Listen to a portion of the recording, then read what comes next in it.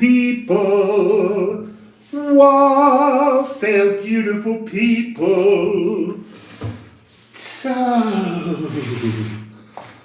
I've had an odd 24 hours. I've still been ill, but somehow my biome said put some food in your body and vomit, and basically I had like 4 days of toxic gunk in my belly, but wassail, oh God, I can't see, it's too far away. Rennie's eclipse, Eddie Pool, Wildwood Woman, Holly Kunst. Yes, I threw up and I feel a lot better this morning. Purging. So, how is everyone?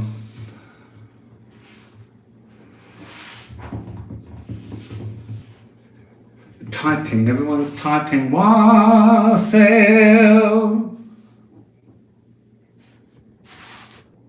Shinatka, wassail Renee's eclipse. I said wassail Renee. Yeah, I am feeling better, but I might just have to stay here in Cusco for just a weeny bit longer before trying to get to Puno. But obviously there's a timetable on my Puno visit because I need to get to Puno, and then by the 25th I need to somehow get into Bolivia, which I think will involve a PCR test. And then I need to get from Copacabana in Bolivia to the island of the sun in time for the solar eclipse. So that's the plan. And then I go to the island of the moon for the lunar eclipse. But yesterday I was still feeling so ill, I was just like, just go back down to ground level. Wassail level on Mystic Key. So, what are we doing? It's a full moon in Aries in a few hours, but we're under the influence. So, wassail nun, wassail Iris. You're going to Bolivia in December. I've never been. I'd really like to go there. But it is very, very, very, very high. So, wassail Sage Tarot, wassail Haley Pool. I think I've already said some of these names. Naughty me. So yeah, Bolivia sounds exciting. They have a massively diverse indigenous population there with so many different languages. I feel like I need to get this a little bit nearer because I can't read anyone's names. Wassail Ella, wassail Kitty Cat Black. It's a plane flying in. I also, in case I get a little bit peckish, because obviously I've not eaten properly for days, I have a palta. And if I do get hungry, I don't want to waste it, but I'd like to show you how beautiful they are. And I also have some Inca salt, which has got yellow chilies in it, but the yellow chilies are aromatic rather than hot. So yeah, honestly, oh, what's else, Steph? Yeah, they're part of the Huancaína sauce that gets made. So, oh, do you know what? I've sat down. Now I need to go blow my nose. I'm so sorry. Just bear with me. Talk to yourself. And I'll be back in just a sec.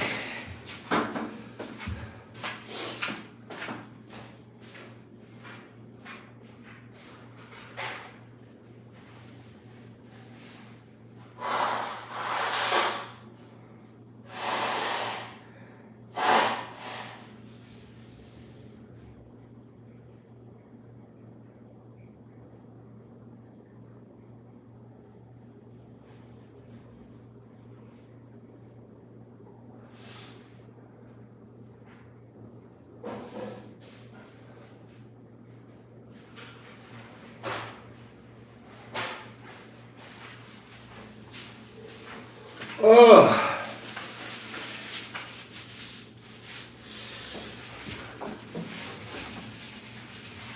I just have to make I just have to make sure there's no snot all over my face. Right.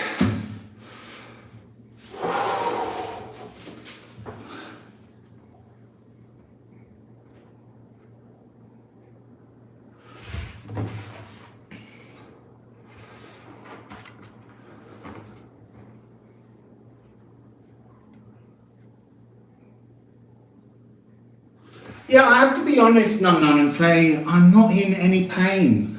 All I had was diarrhea, and I wasn't even aware of the fact that my stomach needed to vomit. I don't feel tired, I don't feel sore.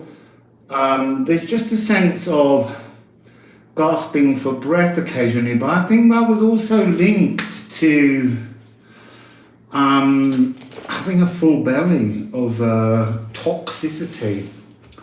And I've never had a kind of traveller's bad tum before, but I think it's part of this moon energy for me. It's about letting go.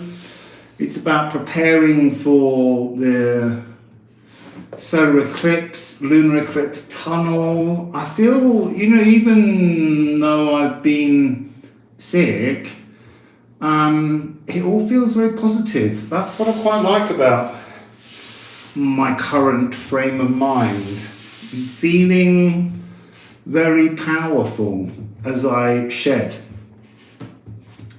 So, did you bump your head, Eve? Wassail Anthony, wassail Ella, wassail spirits healing arts. So I'm gonna push on because I feel that when I say I'm gonna do 12 signs, we could be here till the evening. So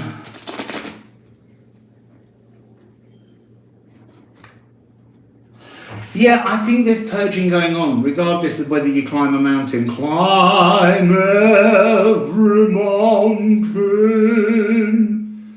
I just think there's a lot of purging going on.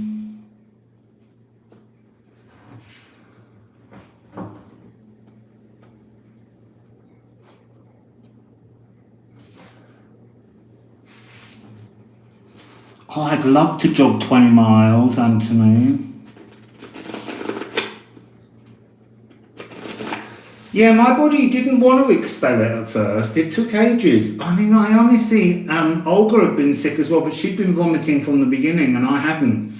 And I feel like holding on to the toxic belly, I just prolonged the problems. But what was fascinating was how I feel like my livers and kidneys and spleen and my renals have all kind of switched off and wouldn't let anything from the belly in because they didn't want the infection going into the organs. So there was a real sense of a kind of, what do I want to say, like a pride at the possibilities that your body can do to protect itself. Self-preservation.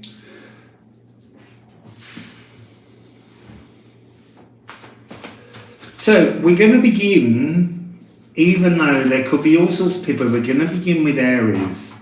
And then we might go to Libra and then all over the place. But I feel like we need to establish the energies. So I'm just going to begin before with a collective. Let's have a collective. Let's put collective. And let's give that a time of 9:30. 09:30. A little collective message. Sun and the moon. I can smell cooking. Sun. So we got Lagoon. Ooh, Stankness. And Ing, Water Meadow. So as a theme, I would say that the message is there is a cosmic test connected to your soul, connected to a reseeding. Wassail Kathy. The moon. Well, that was pretty. Oh, look at them. Whoa, whoa, whoa! The moon. Opening with Elven Light.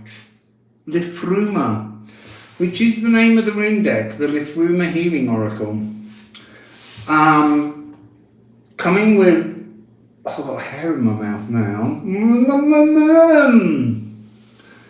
So myself and mankind.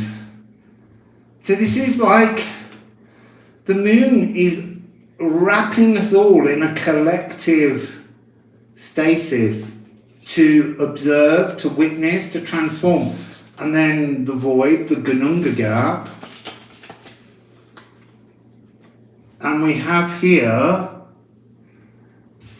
the destiny point. This is a destiny point. This ability to connect to a higher interdimensional frequency of which we're all part in another dimension, resonating,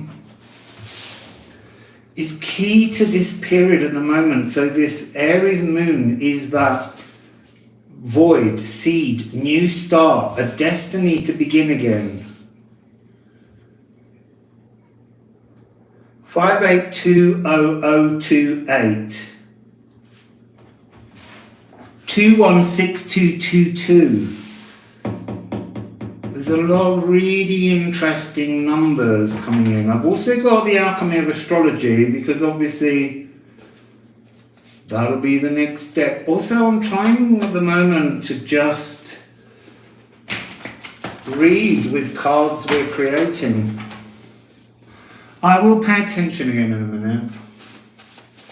So, can we have some messages between the sun and the moon? What's going down between the sun and the moon? Remember, the sun's in Libra. What's going down? Mercury. Oh, Mercury. So there's something about the fluidity. Begins with the moon, but Mercury moves within the next short while.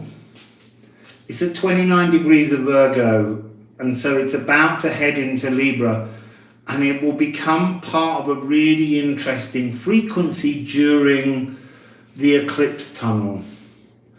It's also G sharp of the throat. There's something that needs declaring, that needs galdeering to cast a magic. So, you know, you've got a few days once the moon is full to work out what it is you'd like to release. And we're going to look at that, but you need to speak to the moon. You need to make that declaration. You need to voice it to make it happen.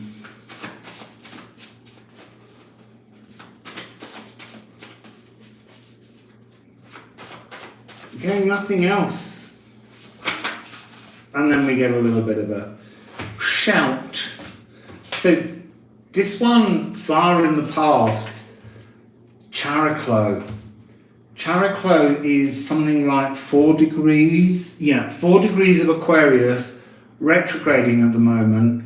Chariklo is the graceful enforcer of boundaries. Chariklo is, in many myths, born a nymph, and she marries or becomes the consort of Chiron. But Chariklo is a really important energy, particularly if you get a Chariklo return around your 62nd birthday, 63rd. So the energy of Chariklo will start to rise around you, or you could get half returns, you know, in your 30s, early 30s, along with the Saturn return. Interesting that if you are having a Saturn return, there's something about Saturn and Chariklo being in the same sign. So I'm getting a trine energy of harmony and ease coming through. 1445. I just want to check where Mercury's 29. You see there, I need to see Aquarius, Libra. There is a trine coming up between Chariklo and Mercury. Don't ask me the date, but it won't be very long because Mercury just needs to shift itself to 4 degrees of Libra and we'll have that trine. And then we have opposition and we have arsenic. So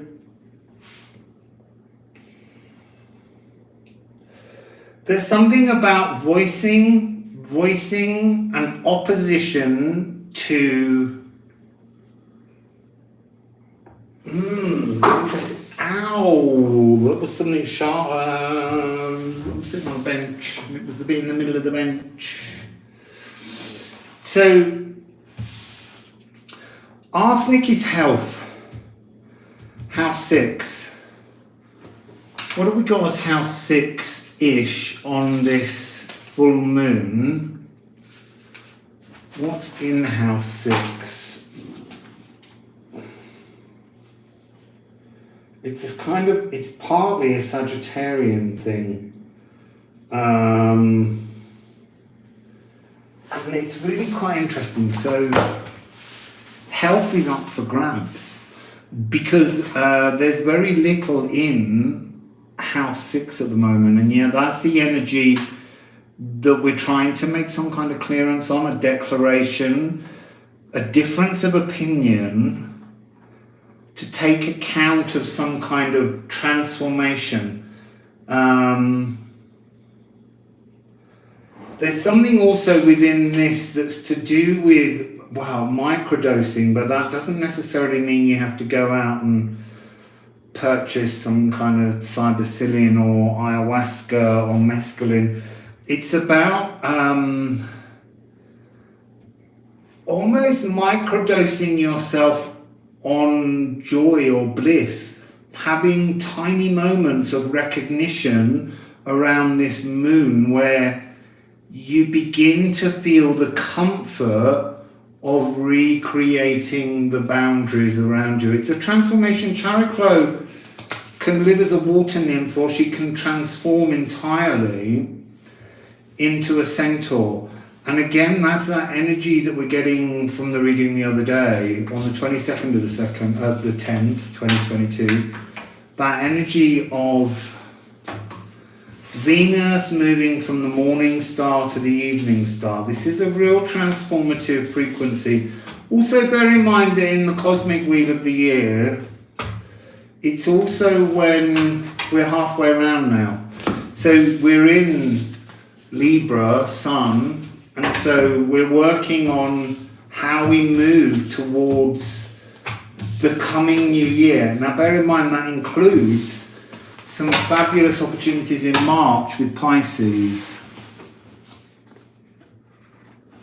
So we are going to begin, my beautiful friends, with Aries at 19 minutes. Let's just clean that up. So let's, I don't want them first. So Aries, 19 minutes for Aries. So there's something about big endings. What do we want? Wassail Kirsty.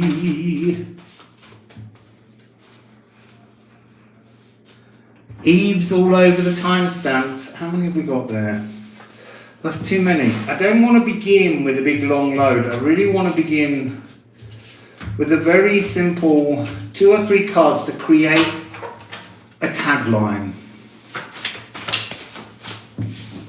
There we go, 3 cards. So what do we have? The past, Swelgeness, Urdha. The moon is here in your sign, Aries. And ice gripped. So So 513911, just if you like numbers.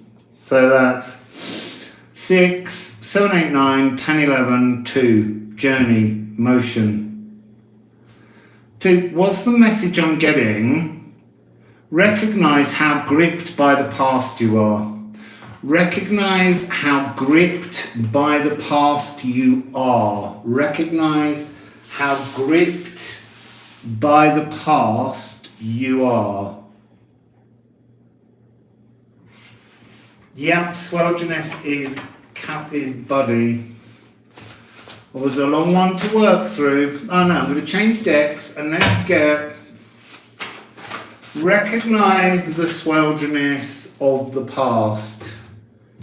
Right.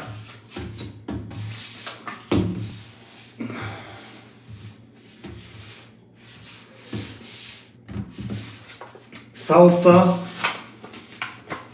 Pluto. I want to say you're choking on the past. You're almost coughing up, you're vomiting up really difficult energies. And then we have Moon in Leo, followed by Aquavita, which is to change the energy. So, what are we looking at? Wassail Celeste. So, sulfur. This is cardinal modality. Cardinal modality. Where is Pluto at the moment? 26. Capricorn, cardinal Earth. This is about a new season. This is about new ideas. And yet you're choking in the sulfur of that energy. Why? Okay, so there's something about hidden truths, there's something about hidden pains, there's something about a volatile masochism. This is self-punishment. Recognize how gripped you are by the past. Recognize how much you fear the shame of things in the past that don't really exist. That's just your way of doing it. So I want to talk about diamagnetism. Diamagnetism. So you have a magnet, and the magnet pulls energy towards it and locks it in place. Now, diamagnetism is when you change your internal frequencies, your Pluto energy, your whole spine, so that the things that are ordinarily, and I want to say the shit, that's ordinarily attracted to you, clinging and gripping to you, no longer registers. The diamagnetism is to exist within a frequency outside of normal. So part of your healing is to reframe your frame, Aries. You've got to move. So, sorry, it's the other way around. I keep putting them down in a different way to try and pick them up and show you them in the right order.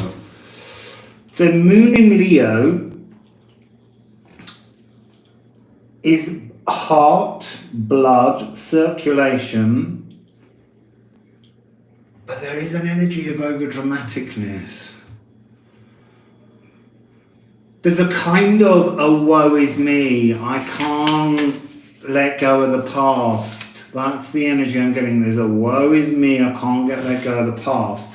And yet Aquavita, this quintessence, this moderation, it feels as though even your intuition feels that you're about to step into a dangerous remedy. But something's only dangerous when it's done to excess. There is an energy of being caught in a spiritual cul-de-sac, having been led, walked freely down the wrong path because you're gripped by the past. And you need to recognize that you've been walking down a spiritual cul-de-sac. You have to get up and turn around. No one's going to turn you round. The road's just going to open up and you're going to walk further down it. So let's get some runes on that. Oh, that's way too many. It's half the deck. But they're knocking Pluto. Remember, Pluto is about to turn round. Maybe that's what we asked the runes. Let's move Pluto down. Pluto is about to move into its own kind of transformation. It's about to go into 0 degrees of Aquarius. And that happens on... just dropping so many cards. I will be glad when I'm not shuffling index cards, but that was changed soon. So, 23rd of the 3rd, 2023. Pluto. Oh, looky. 166. Pluto is about to become the life force. It's about to become the divine spark, sigil and cane. 166. It's almost like it is the Aquavita, but the true Aquavita, not the spiritual cul-de-sac. What else would you like to tell us about Pluto? It is not just the life force, but it's the cosmic gift. It's the ocean of transformation that's coming. And it is interesting, because this is Aries and this is a new beginning. From 2023 through 2024, 2025 and 2026, there's a whole series of 0 degrees coming to the big interpersonal outside planets. So on the 8th of March, Saturn will move into Pisces, 0 degrees. On the 23rd, Pluto will move into Aquarius. And then, not sure of the dates, but Neptune is going to go into 0 degrees Aries, and the following year, 2026, I think, is when Gaia, Uranus, will move into 0 degrees of Gemini. So that will mean that we have Pluto and Pluto in Aquarius, and we will have Uranus in Gemini. We're talking about air energy, transformative energy, and yeah, it's over a few years, but it's really big, important frequencies. So Pluto is about to become the life force for for Aries. Oh, and what else is in Aries? Chiron. Saturn in Pisces. Seriously, this is a reset. This is a new start frequency. This is your skeleton and your nervous system coming together. Yeah, we're looking at probably this taking right until the next 6 months. Because there's something about, we're slightly hooked on short predictions, and I've been being kind of like nudged towards the fact that predictions are much slower and longer. So I want to say 191222.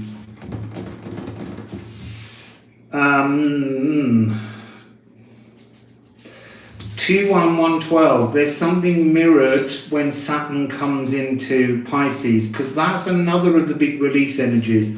Saturn will have done its cycle of 29 years, 29 and a half years, around the entire solar system. So Saturn's on the end of its cycle before it renews and returns eventually into Aries. So this is really... there's a really big, powerful, transformative completeness. There's something very strongly complete about the Saturn in Pisces move, which as I said is on the 8th of March next year. And this Chiron, there's something about releasing a primal wound between the 8th and the equinox in March around the 21st. 2112. Yeah, it's a release in that period to transform you. And it goes down to your core. It really is that aqua beta quintessence. It's almost like your molecules will come into a new frequency. So, that, my friends, is Aries. Aries. So, let's make sure we put them in the right stack of deck here.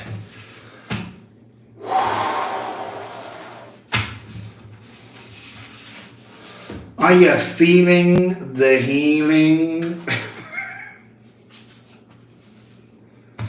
Thought for 1 minute then they spelled healing H-E-E-L, and I was like, what? Are you feeling the kick? So,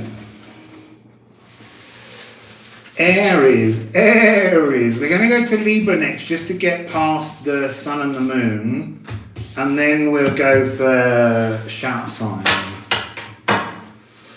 So, let's go and write a time for Libra. So Libra is going to be 32 minutes. Libra at 32. So, Libra. The sun is in Libra.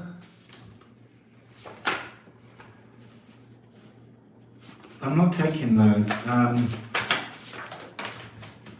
Ooh, the void. There we go.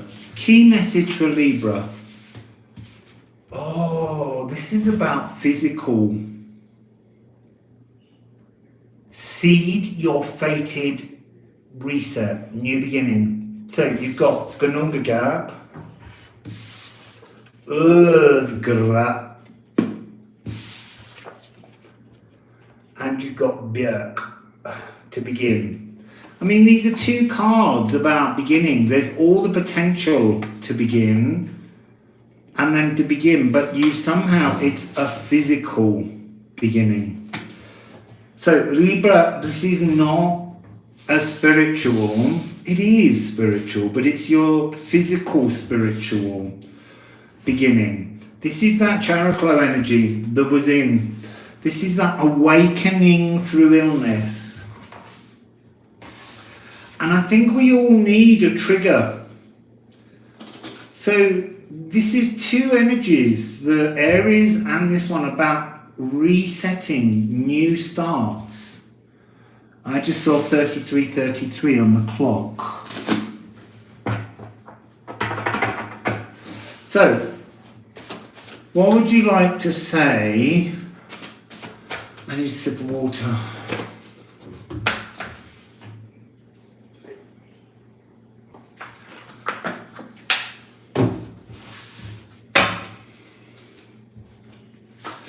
What would you like to say?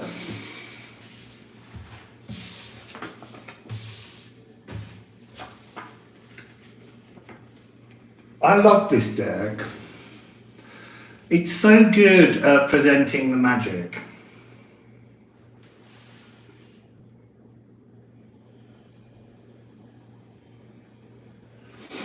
So,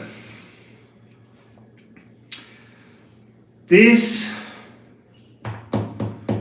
has got something to do with, I think, the eclipses next year, which must be in about May. End of April, May. This is referring to that. Because at that point, Pluto will be in Aquarius. And yet the eclipses, I'm sure, are still in Taurus and Scorpio, but I haven't looked that far ahead. I'm not sure when they shift to Aquarius, to Aries and Libra, but it's interesting that we're picking up that energy. There's also something to do with the fact that this, the 22nd of the 2nd is a moment when you get the superior conjunction with Venus, and for the first time it's just nipped inside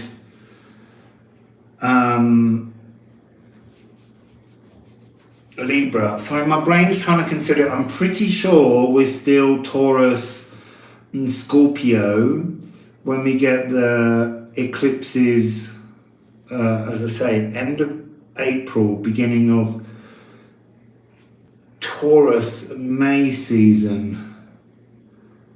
So if anyone can come up with the dates, I mean, I could come up with them, but if someone could come up with them, and I'll try and notice, and if I don't notice, I'll keep writing till I notice. But that's the energy I'm getting. I'm getting the purpose of the energy for Libra is a preparation for a transformation that's working in your favor, but not yet. I'm not saying it's going to be difficult. I'm just saying that there's a preparation for the nodes shifting into Aries and Libra. And there's a sense of disentangling, sectioning off, compartmentalizing your spiritual and your physical, your conscious and your physical love frequencies. Wrong one. So Libra, Libra, Libra. This is a moment for a long-term preparation. It's like you're preparing yourself for the transformation of the nodes. Do we know when the nodes move? I'm going to just look it up because I need to know. It's 11:44 here, just interestingly. So let's go with nodes. Oh, he didn't write that, he wrote something else. Nodes in Aries and Libra.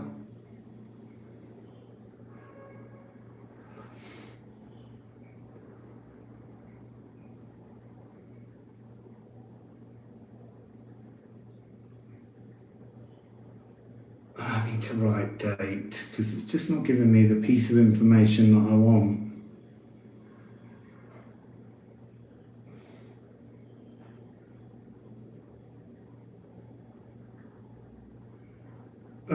Every 18 months, yes, we know that.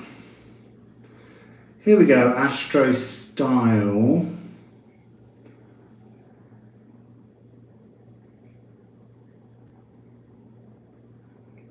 It said there was a list there. Here we go, July the 18th, 2023. So that it will be the last one, and next year will be the last one. Did someone else manage to get there quicker for me?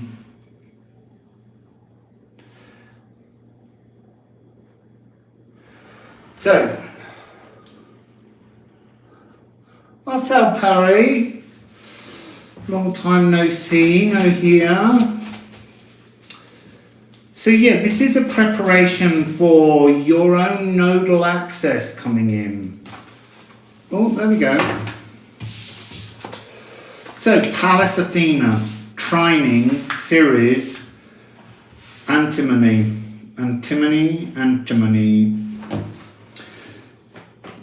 Pallas Athena, she's at 4 degrees, no, sorry, that's a lie, that's Pholus. 14 degrees of Cancer. Ceres is in 4 degrees of Virgo.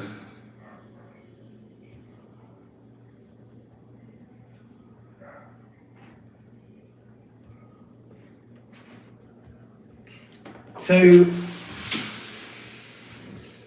need to take my glasses off. I can't read any of these cards. And actually, I feel like I can read you a lot easier without them on. So let's just ditch them. There's something about the cycles of Pallas, Athena and Ceres that are exactly the same. They're 4.6 years. I feel like for Libra, you're going into a cycle now where you will feel fully formed, fully woven as you head into your nodal axis. That's the energy I'm getting. This is the preparation for a physical healing, a new part of your journey to be fully formed. Pallas Athena, remember, Zeus has a headache, and in the end he decides the best thing to do is to get someone, and I forget who it is, to whack a hammer in his, an axe in his head. And when they do this, the pain goes away as a fully formed warrior woman, Pallas Athena, comes out. Now remember, Athena, she's the protectress goddess of Athens. She also, there's darkness around her, but the energy I'm picking up is how she bests Poseidon to be the protectress of Athens, and it's obviously named after her. And we're looking at an emotional truth. This is about becoming physically, what do I want to say? Alive, physically shining, physically able, stronger, more present in the physical cells. And it's interesting that you have here wolf protection, the instinctual human nature. But look at the symbols. It's like turning this up and completing part of a cycle is what you're about to do. You're about to move forwards and find your spiritual home, your sacral seat, Libra, as you move from now around, so October, November, December, January, February, March, April, May, June, July, within the next 10 months. There's a massive transformation coming. 9-9. You're nearly there. 27, 9, trine, 9, 45. This is about becoming at ease, Libra, with your physicality. How are we doing down there?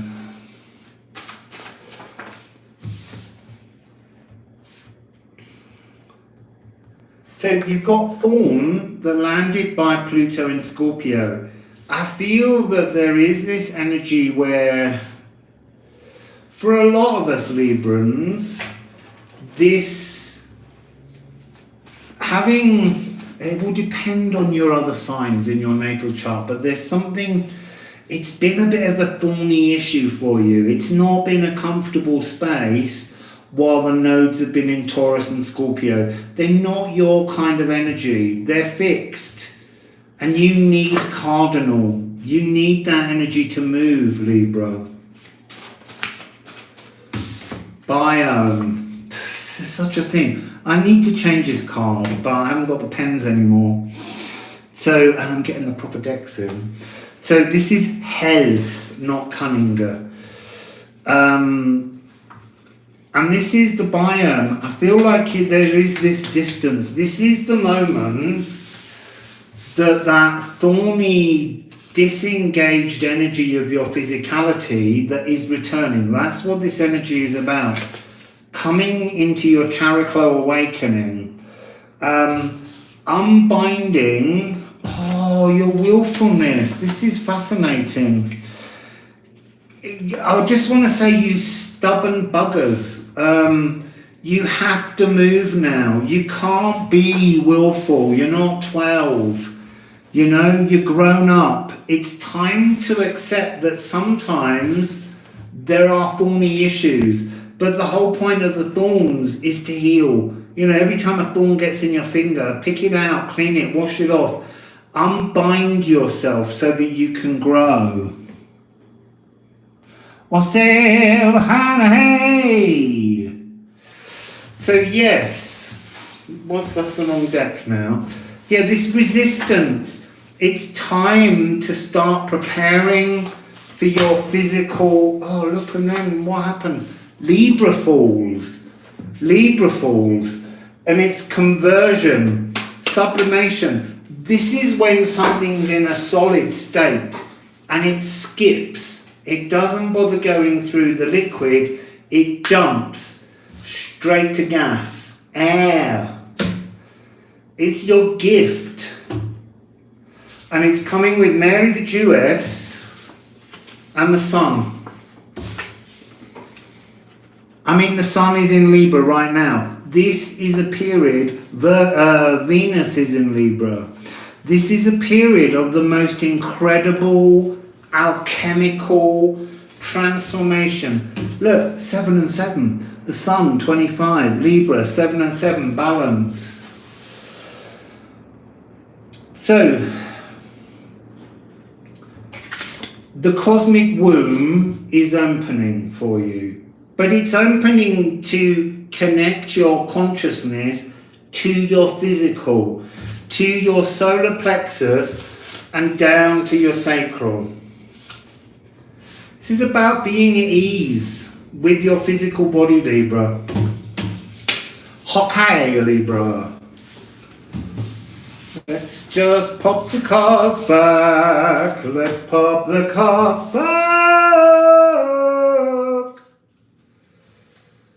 Ooh, oh, a little bit of Dark Moon Lilith peeping out there.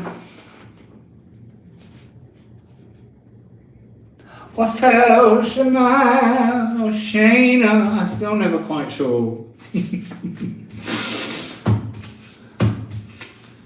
haven't seen Miss Berry for a while. Where's Mary Berry? It's not like Belgium's chart or anything. Or have you come in and I've not noticed?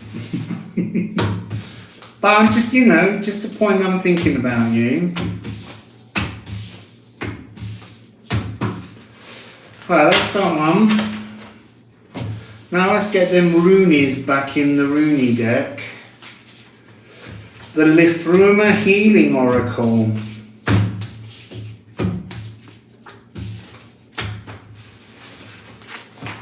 What's going on down there? What's going on down there? Whew. Can I have a bit of water from this one?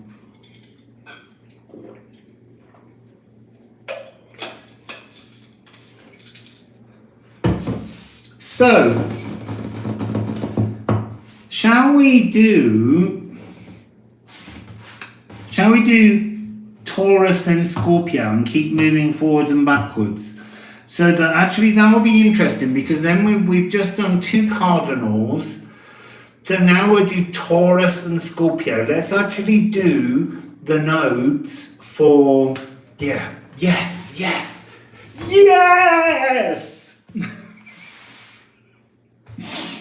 Okay, so Taurus, 48.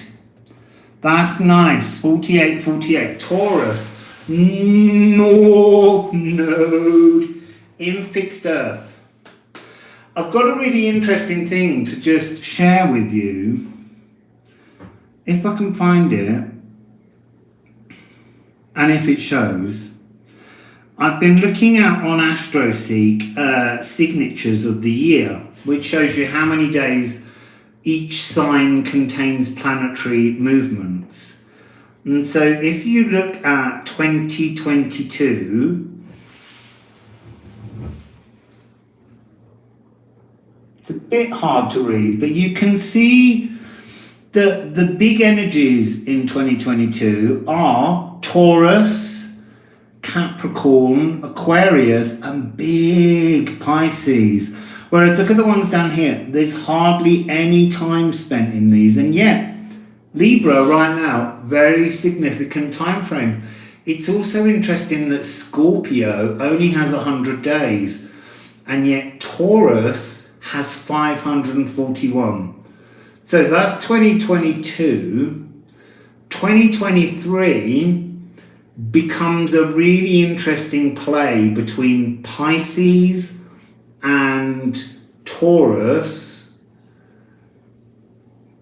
and it kind of is trying to shut down the energy of Aries next year, but that will change because Aries is going to have the node soon with Libra.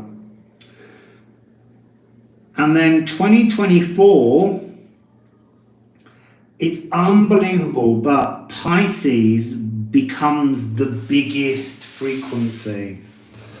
So look at that, huge area of Pisces. And this is 868 days with Taurus still dominating 656 days. And that's because, you know, there'll be a lot moving through Taurus, but also remember, Gaia, Uranus is in there. 2025 is when it really begins to transform. Now look, Aries is really bringing in the new beginnings. And that's probably, checked, but it'll be when Neptune moves in. Suddenly, we're squashing Taurus down to 346 days, and Pisces has still got the most with 584, but Aquarius is growing now. And then just to finish, 2026 is when we're really underway. Look at Aries now. This is the new beginning, really pushing forwards. You've got 800 days, 506 days in Aquarius, and there's a lot more, 384 in cardinal emotions, water, Cancer. So there's a lot of really interesting transformations coming. Just thought I'd share that with you. So let's go into Taurus. I'm going to give Taurus another timestamp, Eve, because I feel like that was a bit unfair. So we're going to go 52, and I'm going to make it 52. I know that's not quite there yet, but by the time we're ready, I like the idea of going from 48 to 52 while I did that little pep talk. We can call 48 signatures of the year, perhaps. So 52, oops, is just about now. So Taurus, let's get your message. Taurus. Ooh. Ah, that's a lot. That's 5. I'm not taking them. I need only 3 at the most at the beginning because I'm trying to set you a tagline. What's the Taurus tagline? Oi! Right, there's 3 that came out first. The others can all go back. What you got, Taurus? Oak, Ak, Ark, Os. Oh. A needle. 254441. I feel like you need to, Taurus, this is North Node, this is destiny. You've got to fix your relationship with Source. You know, Source is the frequency that pushes everything forwards. So right at the moment, you're in the energy with the North Node of being the Godmouth, being the frequency of Source, and being able to support, I want to say everybody, but you got to fix that. You got to fix that energy if you want it to flow. There's something about this eclipse tunnel, October 25th to November the 8th, and then the eclipse tunnel that will come next year in April, May time. Because then it's over, then we're switching the node. So you got to mend this. You got to mend your own destiny, Taurus. You got to Well, I don't know what you got to do. Let's see what the cards have to say. So, what would you like to say to Taurus, please? What would you like to say to Taurus, please?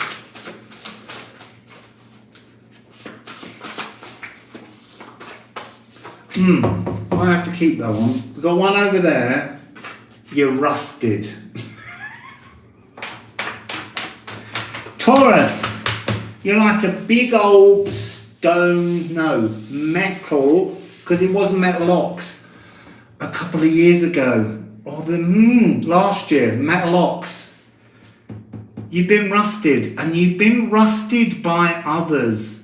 You've been seen as, there's something about your energy that's been calcifying, that's got like a patina on it, a sheen that's masked. It's choking your persona.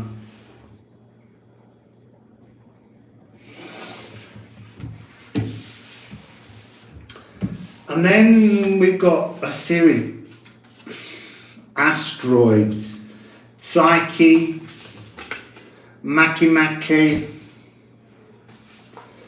your true essence, and the Monas Hieroglyphica. You're trying to find yourself. That's the thing. You've got all of the source energy in your North Nodal Sun house,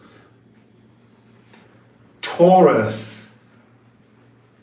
An obsession, I want to say because of Venus, with possessions.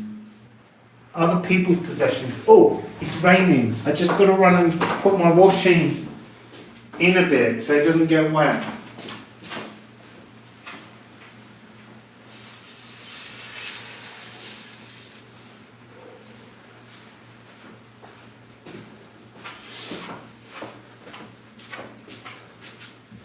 That was quick and easy.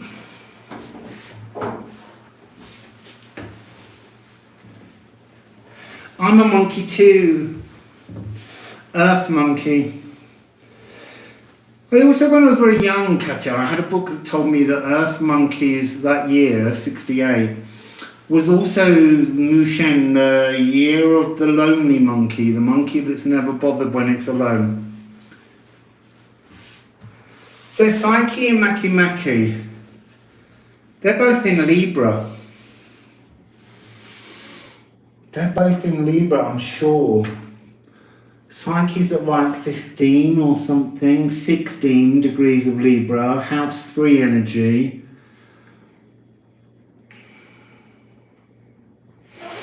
There's some kind of, I'm picking up an energy of a sibling rivalry, jealousy, being part of what's stopping you from connecting to your destiny. You know, your sibling needs to sort their own life out and stop expecting you to be the one that does it. So what else do I have here? Make is like 29 degrees or something. Make. Oh no, 8 degrees. 8 degrees of Libra. So, I feel like you've got this frequency from Psyche and Maki of, standing alone, which we just said with the sibling thing, standing alone. Love's breath stands alone. Essence. Breath.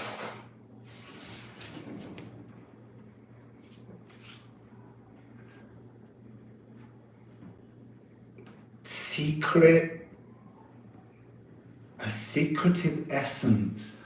Is there something you're exploring? It's almost like you have a cosmic egg and you've opened that cosmic egg and you've looked inside and you've kind of thought to yourself, I can't show this to anyone because it's going to annoy them. There's something where you're stopping your frequency from blossoming. You're not allowing, there's something about like blazing like a star in the heavens, being deified from an ordinary human. I feel like this rusted, possessive thing is almost a ruse, like a patina that you're living under to hide. It's almost like you don't want to show off this sacred cosmic egg. This is cosmic egg hunting. Makemake is a Rapa Nui Easter Island. Ooh, that's interesting. There's been a fire on Easter Island recently, started deliberately, and it's burnt and charred some of the statues on Easter Island. Rapa Nui. So there's something about that, having that patina, having a charcoal, having been burnt, and this energy, this need to mend. But who are you mending? Well, your own courage to stand in your own cosmic truth. That seems to be the energy here. The creation of a kind of magic that's more scientific, cosmic unity, is in that egg, and you've opened it and you've closed it back up and you've kind of, put a sticking plaster on it because you feel it's going to upset others. And it ends with pulverize, which is another one of Kathy's favourites.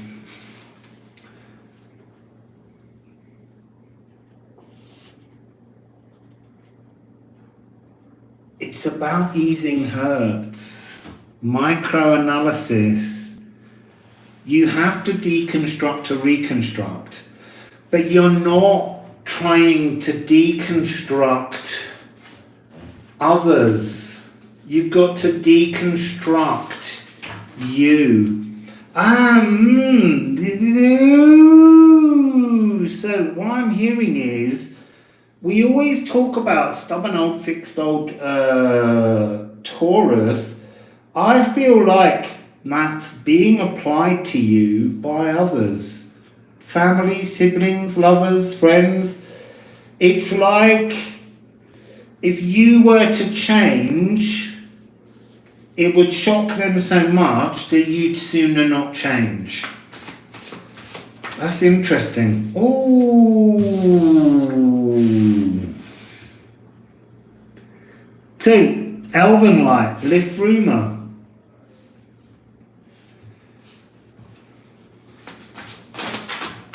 Ooh, we got a little cascade.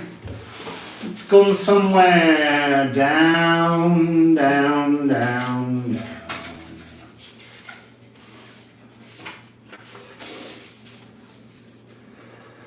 So we have Rippian and Towardness with Elven light.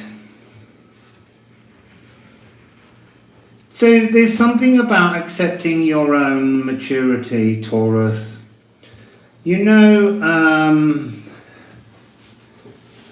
That's being unfixed by acknowledging maturity, by acknowledging your ripening. 50 and 3-2, 2 5s. There's something about, there's a key. There is a key. To unlock again your egg. Why? How have you closed this egg so that it's not openable? It's almost like the Elven light showed you inside and then closed it because you went, I can't do that. But actually what it was not that you couldn't do it. You can do it, Taurus. The energy was, others will not allow me to do this. That's an interesting observation. So, Taurus, oh, Neptune. Livers, kidneys, spleen, fog streams, Sappho, sensual wordsmithery. Sappho is, I can't remember at all, 16 degrees of Leo.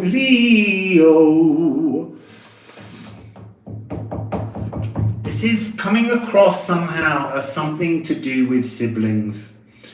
This is about correcting sibling stories.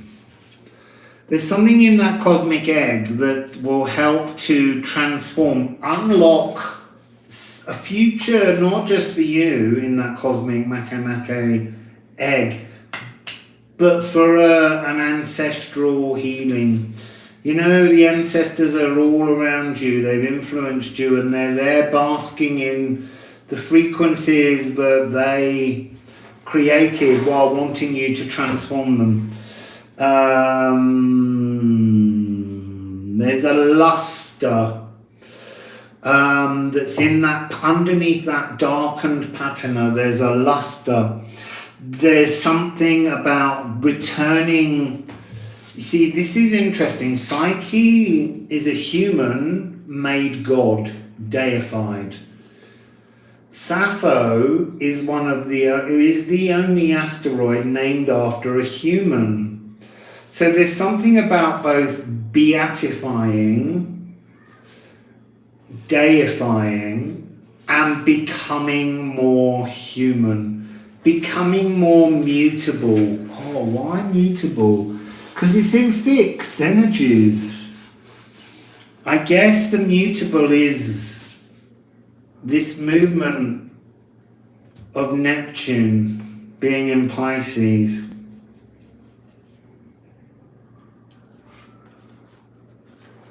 Taurus.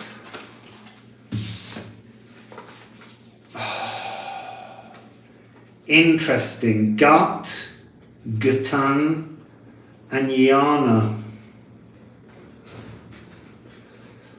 And this is, I want you to look at it from this point of view. You can see how these have got similar features. You need to gut the problem. The cosmic egg is still not part of the thing. Then you need to weave with the knowledge of your cosmic egg, reweave your siblings, gut the old ancestral stories, bind yourself back into your, and it really feels sibling or family, but very close. And then you will release that energy. You will bring the seed, the egg, into, it's like you resolve this with words. You resolve this past issue.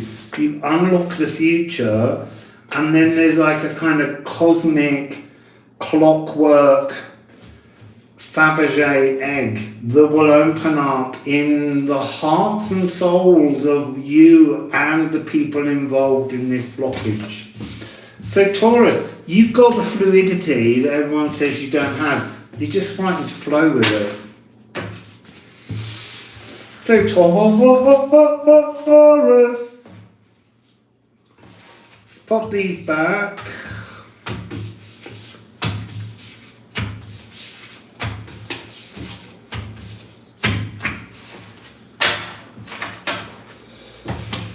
And then pop these back, and we're gonna go on to Scorpio. Scorpio. Which is obviously fixed water. South node. So, Scorpio, 69 minutes. So, 69, I think it's going to be 70. Let's just do 70, which is like an hour and 10 minutes. So, So we are now on Scorpio.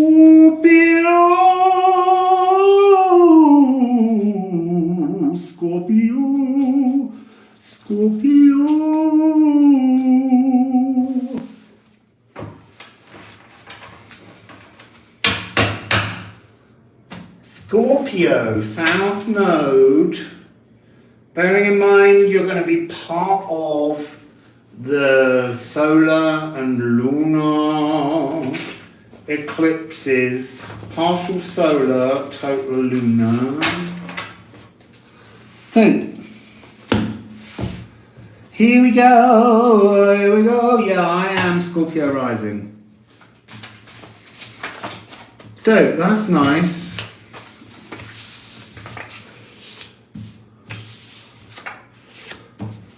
Oh, Scorpio. You have myself, you, thyself, myself, man, plugged in, and then you have reckoned, and ing. And you can see that this can sort of superimpose itself over there. So it's asking us to look not at this as two Ken signs overlapping with a Gununga gap. This is asking us to look at this as a mirror that needs to be reflected. So there's some kind of, I feel like there's a forthcoming, incoming energy of an animal guide, but you need to connect more to the animal guidance that's available to you. So what would be my message, my catchphrase for you there? Ignite your inner animal. Ignite your inner animal. Don't sting anyone.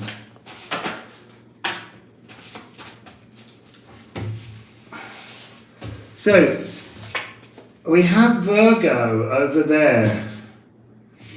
And we have North Node in reverse, which is South Node, but it is a North Node card. They were just trying to point out 646, mirroring your refined destiny, to connect with your inner animal, to ignite your inner animal. There's something about this which is also a distortion of the energy of Scorpio, like you're not resonating at your truth. Yes, South Node, you walk in a frequency, an inner frequency of knowing something, but it's almost like you came in with a distortion. You need to discern your pure essence.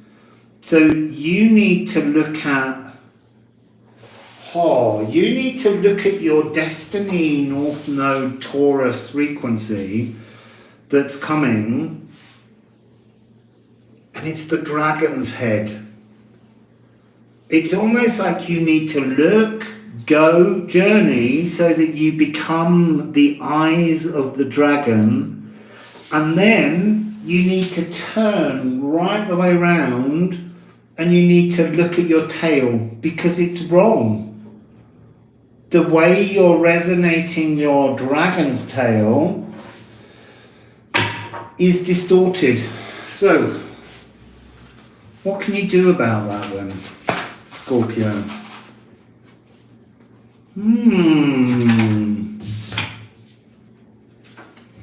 Venus is there.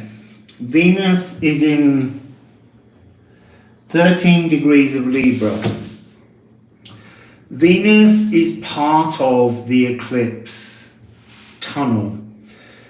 On the 22nd, she will go into a superior conjunction and hide behind the sun.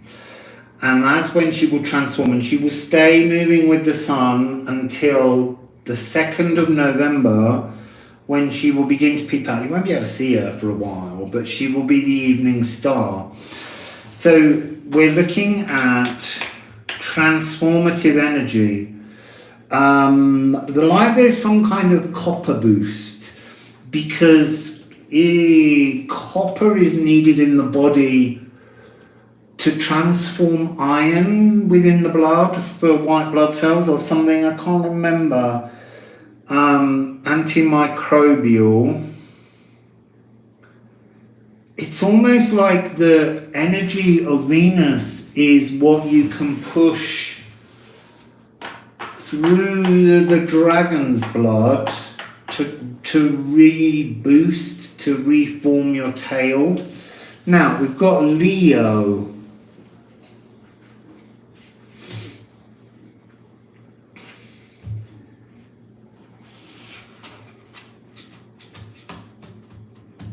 It's about a shift, but it's about digestion as well. So the sun is in South Node. The sun is in South Node, the moon is in the North Node for this energy. Okay, a little bit chilly. Raking over the embers.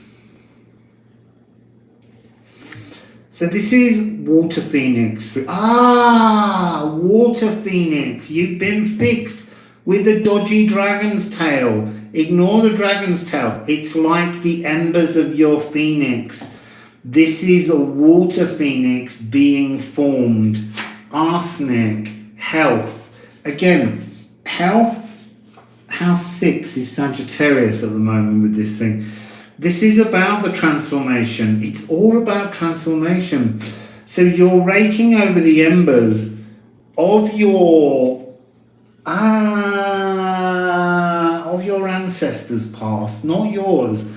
You came in with a complete set of gifts that can't resonate because they're being viewed through ancestral energies. So we've got remove the rot. Remove the rot. This is how this frequency, on the last one, sorry, my brain is just asking questions about the retrogrades because they're all about to unlock as we move through here. Sweeping out, acknowledge that which needs to decompose. There's something about the fixed emotions of ancestors that's stopping you igniting your water phoenix to transform. And then you have the Philosopher's Stone. I mean, this is to take all the prime materials that you came into the world with. So that's your consciousness, your emotions, your passions, and your cellular physicality, and transform the whole thing, all elements to be alchemized, Scorpio, so that you can take off as, this is water phoenix frequency. So igniting your inner water phoenix. An emotional transformation. Kwa. On the bottom of the deck, singing a new song, bringing a new creation. So, what else do you want to say? Right, so we have Haumea, 36, the trap. The door to the soul, it's like it's rusted. It's that energy where there's a natural rebirth. This water phoenix energy is inevitable, but there's some kind of blockage on decomposing that energy, just letting it go. So we have Magnet, which is house 5. This is a sort of transhuman moment where you're going to transform your sexuality in some way. There's kind of erotic entanglements linked. linked to this triggering of this journey. And then you have South Node, but in reverse, just like the North Node was. And I want to show you the, how do I do this, like that? The swan transformation of this arsenic here is really for you, your water phoenix transformation. It's time to take off, shed the old emotions and bring them into something new. Look, beautiful. Hygeia and Chariklo. Creating new boundaries. There's a spiritual awakening again coming through some kind of illness, and that illness for you has something to do with erotic entanglements, attraction, sexuality is really coming through this. It's almost been, I don't really want to say distorted, but it's been battered recently, and it's like an important part of your persona, Scorpio, is to understand a knowingness of sexuality, a knowingness of the playfulness. You've got house, I saw it just now, house 5, this erotic entanglements. It has to come back. It's part of an energy that defines you. It defines your water phoenix. I just want to check where Hygeia is.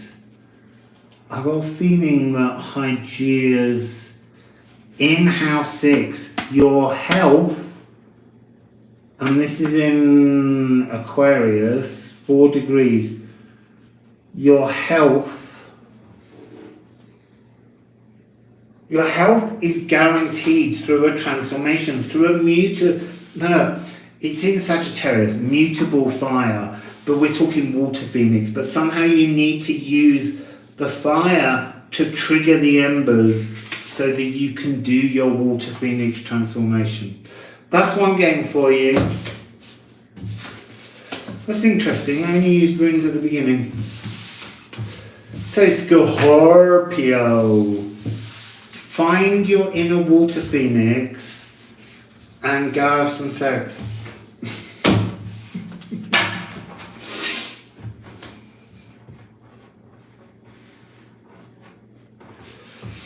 So let's pop that. Look, Kawal's on the bottom again, Scorpio. Singing a new water phoenix, sexual, sensual, beautiful tune. So we're now going to Gemini. We're going to mutable, I think we're going to Gemini, yeah. Gemini, mutable air. And then we're going to have mutable fire.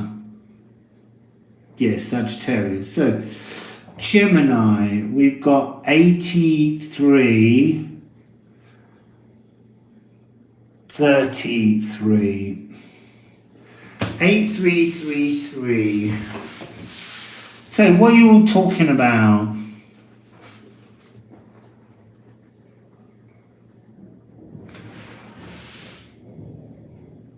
Oh, I can hear a little bit of a thunder rumble.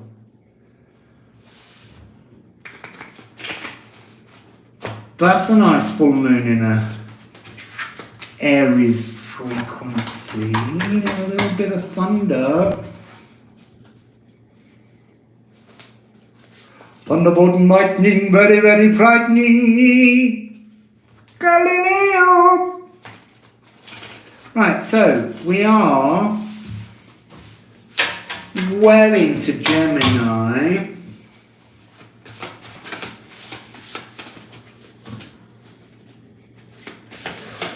So, Gemini,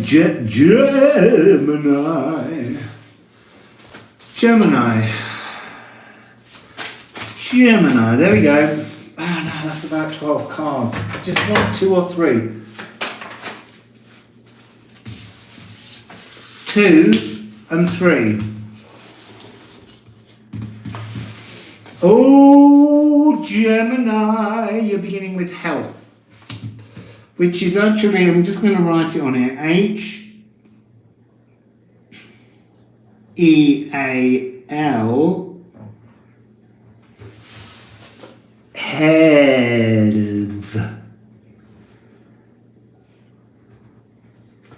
So you are looking at your gut and your biome. Ooh, bringing it online in the present.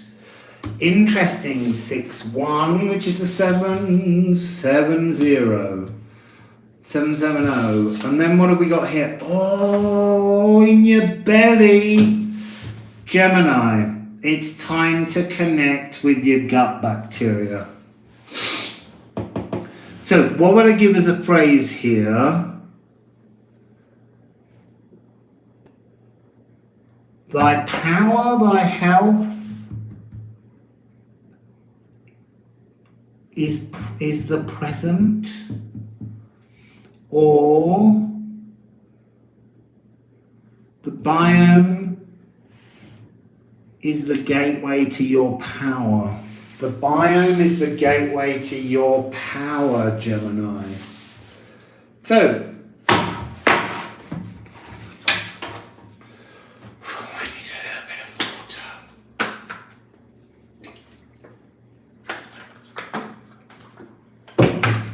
funny, when you got a gut upset, ooh, see, look, you don't want to drink water. You don't want to do it. Because you're just going to either be sick or have more diarrhea. I feel like this is part of your message, Gemini. Yeah, please put a thumbs up, because if you don't put a thumbs up, then the silly algorithm doesn't share me with anyone else. And then I just get less and less people watching me and I become poorer. Wassail Space Monk. So,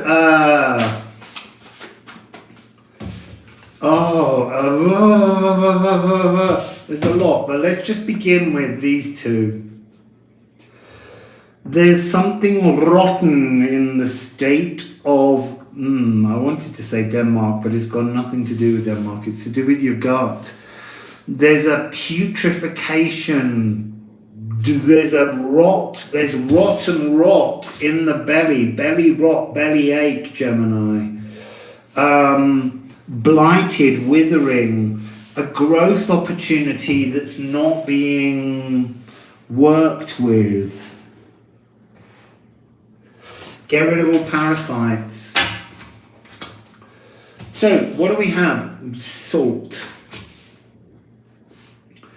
I mean, yes, I'm getting the energy of electrolytes within the salt. Oh, I've got salt here. A little Inca salt when I went to these salt pans. So salt is the energy to materialize. It's a fixed modality. And we're in fluidity. But there's something about you need to fix a new relationship with your biome and your gut to bring you into your presence with the body. Interesting salt. 5111 is coming with Aquarius. This again has something to do with Pluto. Oh, look, and yeah, Pluto. And here you've got Scorpio, which is ruled by Pluto. So this is a preparation of Pluto moving from Capricorn to Aquarius, and that will materialize, got that the wrong way around, and that will materialize a new frequency for you to work with your biome. There's just, what I'm getting is the energy of like really discomfort between the relationship of your stomach and your mind and your heart. I feel with this Chiron coming out here that this is a primal wound, Gemini. This is an energy, Gemini, where you've been food fussy from very, very early on. Yeah, Pluto never wants to take a break, Eve. Pluto's big at the moment. Pluto's a really key energy because it's about... Look, it's been in Capricorn for more than a decade. And it will go into Aquarius, retrograde back out this year. Then it will go back in January, and then it will retrograde back out, and then it will go back in 2025, and it will stay there for 20 years. So it's a big collective generational transformation. If you look up Pluto in Aquarius, you'll see lots of good shit comes in. So 2252. It's time to mutate, to transform this food wound. Gemini, this food wound, you rule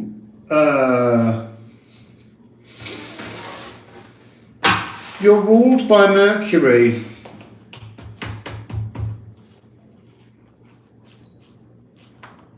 But this is actually Quicksilver rather than Mercury. This is the fluidity. This is the herald of change. This is small thunder. This is about,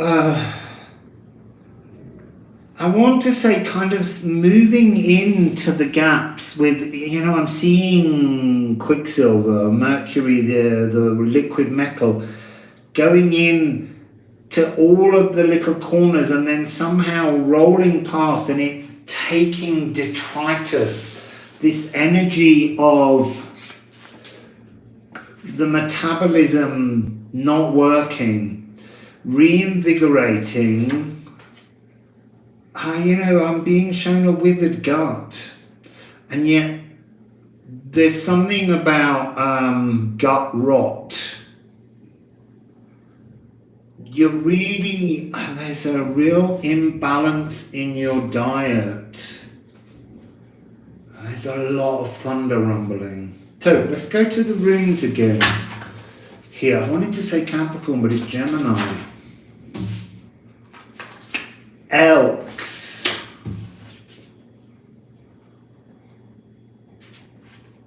Elks is about protection, but that's not what this is. I'm getting the story of the Anglo-Saxon poem is about how dangerous the sedge elk, which is both a plant that's sharp, but it's also a reference to elks themselves, how you approach something. It's almost like this is your biome. And there's something where your biome is part of your digestive system as well as being all over your skin. But there's something about you, this wound, this food wound is so old that you feel that were you to transform your diet, you'll be sick.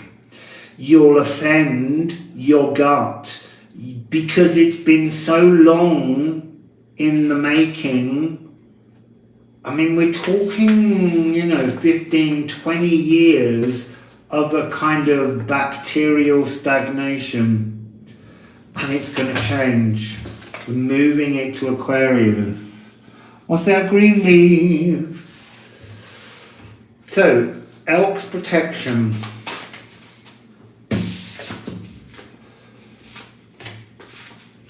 Oh.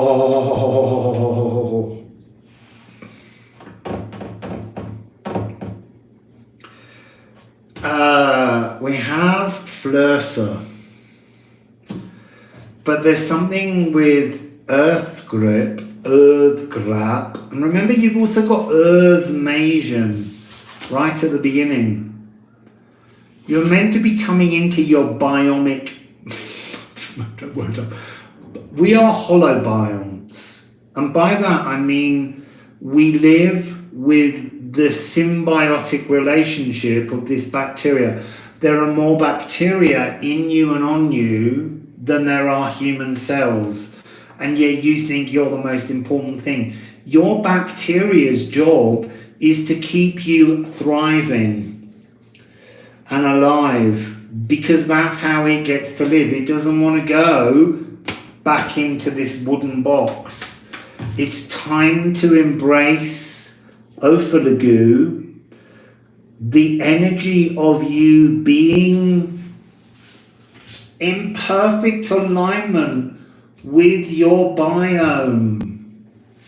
What can I say?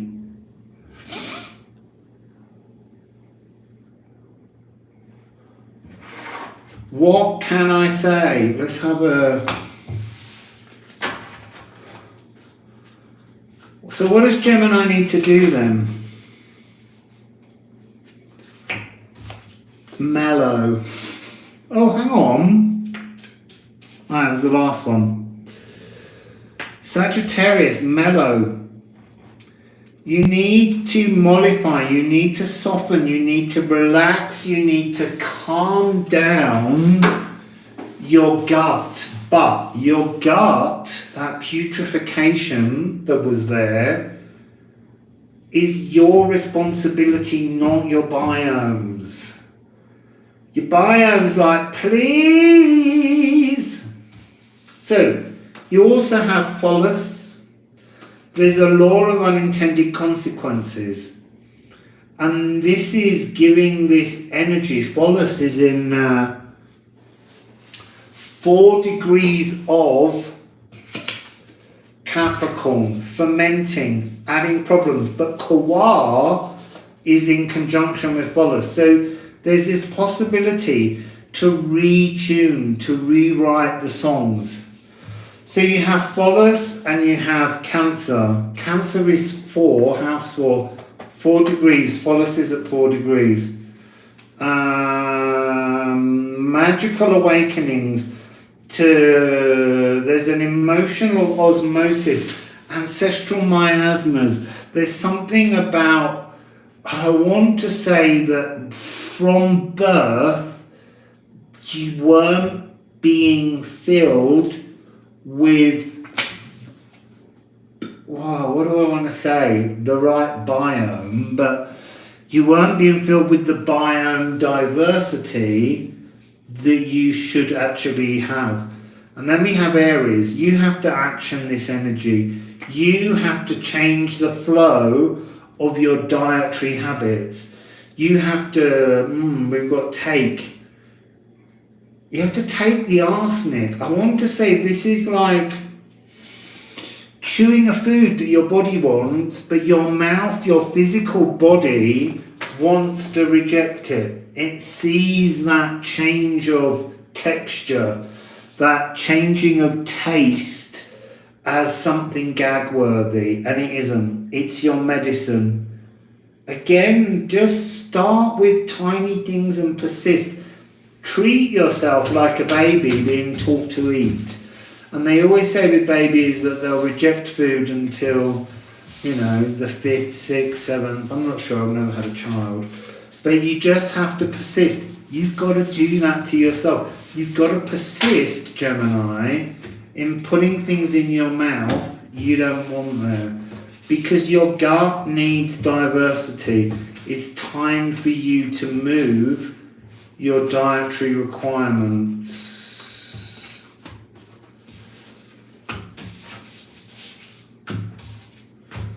I mean, I'm doing a lot more fermented things while I'm here because they have a lot more like fermented maize. And it was interesting, the chicha drink that you can get, a frutella one, which on my Instagram I showed you how it's made. A lovely woman showed me all the different parts.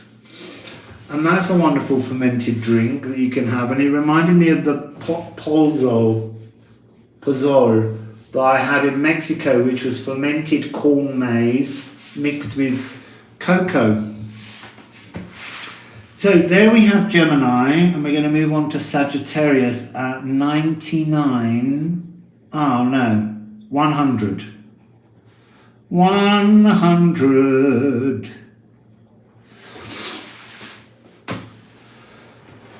Well, let's have a little bit of water. How is everyone? Yeah, Sagittarius.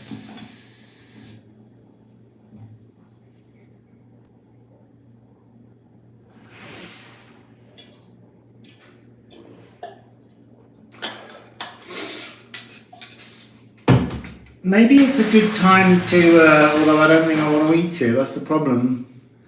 You know, avocado. No, I can't eat it. I can't eat it. It's still not ready. That's still very Gemini. I love an avocado. Wassail Laura. See, Kathy, love to your mum. Wassail Empress at home. So we're on. Sagittarius, mutable fire. This is kind of house 6. This is kind of the house of health at the moment, but there's nothing in there. Well, no, that's a lie. Hygiene, health, cleanliness is in there. So Sagittarius. Don't forget to put the thumbs up, people, because the algorithm likes it. So, that's too many. I just want 2 or 3 for a theme. 2 or 3. That's another 12. So, what's the theme for Sagittarius? Oh, you got elks. Sagittarius. That's no good. That's all the cards. But those 2 turned over. I'm going to take those as part of the message. Elks, sigil, and purged. 1516. Elk's sigil and dage. Or day, because this can be a. You don't know how to say them because there are no rules. But what would be the energy here?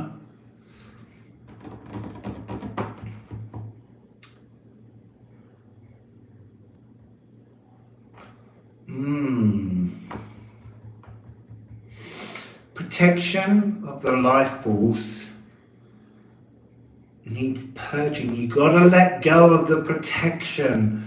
You're over protecting your energies. You're self-sabotaging.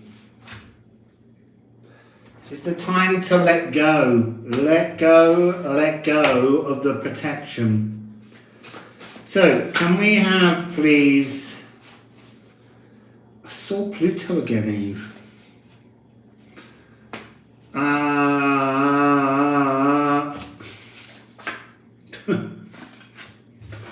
Just split the deck and there he is sitting on the top. It's all about Pluto.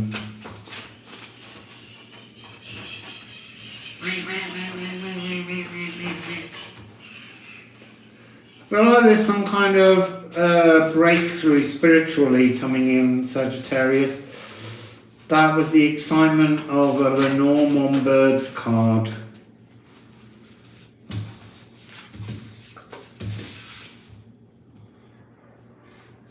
Right, so South Node. Here we have Gemini.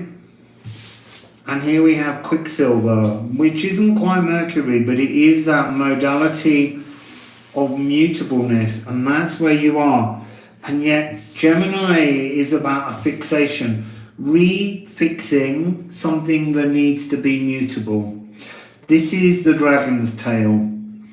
So what are we getting here? Gifts from the past lives, qualities mastered, zeroing in, assimilating, change.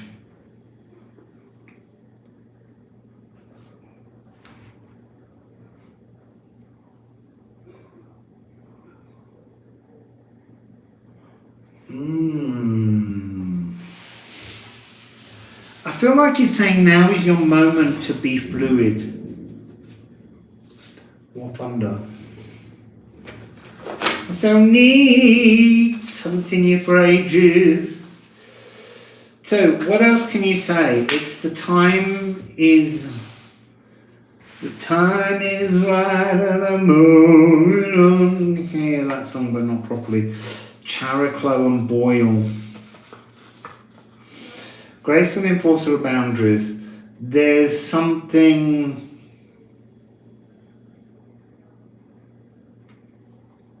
There's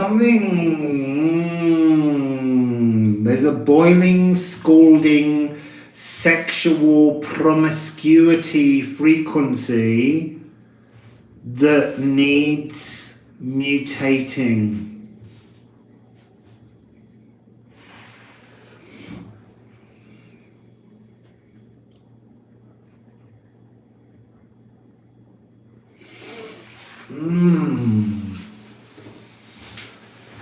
There's some kind of energy here, Sagittarius.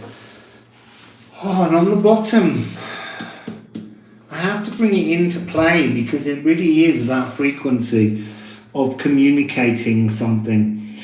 There's an energy here of not an anger, but this inability to purge something, this protection thing has something to do with the wound that took place. It doesn't matter how many years ago, but it was something where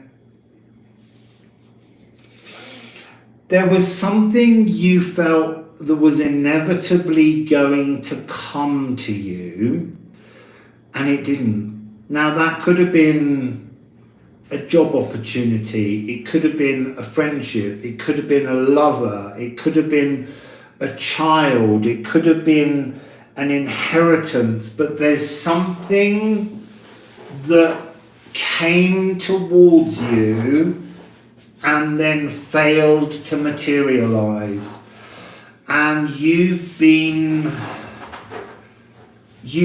caught on a fixation with that moment for too long, and it's like it's created boundaries rather than you creating boundaries. It's hurt you enough for you to feel vulnerable, too vulnerable in a way that you need protection, and you've been over protecting yourself. So, Sagittarius,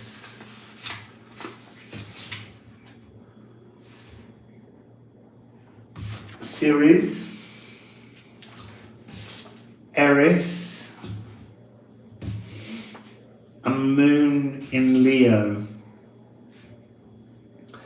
So the energy I'm getting from these is like a sacred rage in the seat of your soul, that even though you are mutable, you can't seem to shift this. I'm getting a strong energy of loss of a child. That's not everybody, but it is a strong energy. It's almost like moving into creating chaos.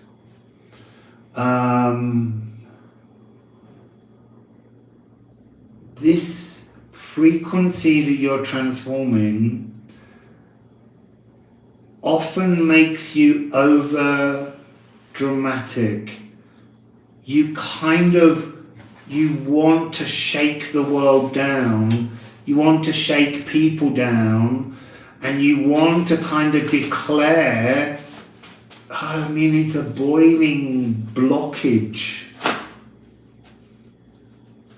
And it feels like it was a gift you came in with. I know that sounds weird, but all trauma, Sagittarius, can bring wonderful stories. I'm giggling slightly because someone once wrote to me, do I have something against Sagittarius? Because they always get miserable readings from me, and it's not my intention. But yet, this is a heavy energy. It really is. I'm aware of that. But this trauma has made you emotionally fixed.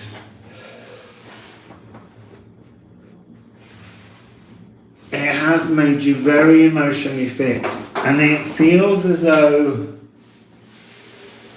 you just require external support. You require Egelshamir. You require protection. You need the support. You can't seem to stand alone in this because it's almost, it would take your breath away to stand in that energy. So, oh, not that, that's too many. Yeah, I want rooms. Oh, that's too many, but there is one that fell alone. It's interesting that this is Yana in twine, but I feel as though you fixed your yarns and you've got to untangle. It might be interesting, Sagittarius, for you to look at the reading of the 22nd, because that's all about stepping inside into interdimensional spaces in the eclipse tunnel to unweave and shift. Because you've got purge, you've got quicksilver, you've got that fluidity.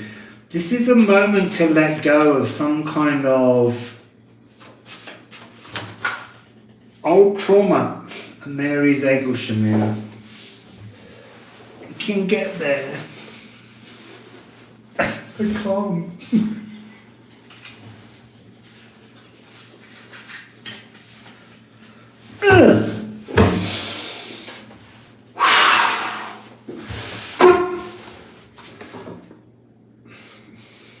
Egelshamir. Oh, trapped in the Egelshamir. Trapped in the Egelshamir. 3666. I've not seen that number ever turn up. It's my very first telephone number. Not that that helps you. Trapped, tied up, woven. I'm being shown you as kind of like, 1920s movies, tied up to a railway track and a train coming. And then you have Loki, waking your inner Loki, waking the danger of transformation. And then you've got Epelbearer, to bear fruits.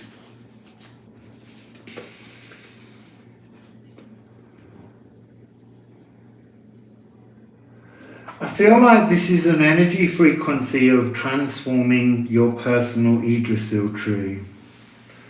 You got to pick a new tree. You've been sitting with the same tree for too long. You need to go online.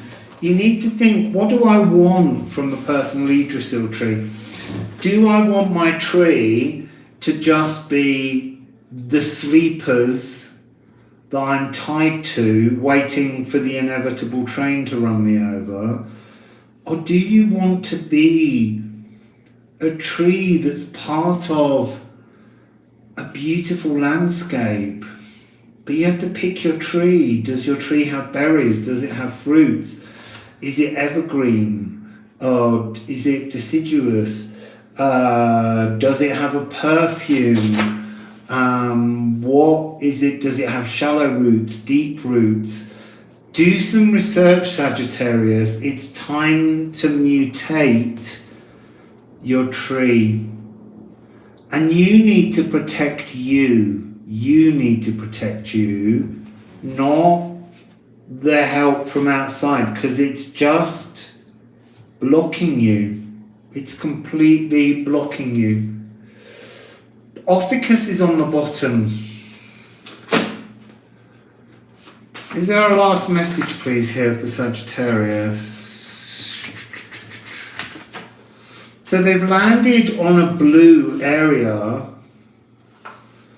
It's 3 cards. They landed on Gemini, North Node, South Node and Quicksilver. This is conjunction and square. So the frequency I'm getting is that the conjunction is, you know, the either side of the eclipse tunnels and Venus. There's a lot of energy coming along now that is in conjunction, but there's also in the eclipse tunnel, there's 2 squares between both Psyche and Eros against Pluto.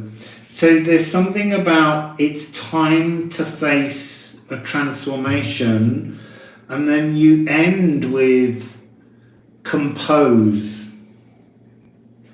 It's time to recompose your Yggdrasil, your life, your future, your frequencies, your emotions. But you can't do that if you live in a world where you seek outside protection because of old wounds. So that is Sagittarius. Sorry, I might be taking a bit long over these. Apologise. But we will get there in the end. And it's a nice way to spend my Sunday. Especially since I haven't had to run to the toilet.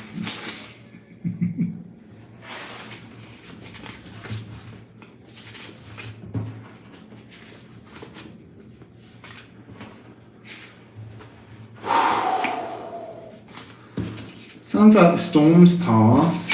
Must have just been a little Sagittarius thing. So where are we going next, people? We're going to Cardinal Water, Cancer, 118.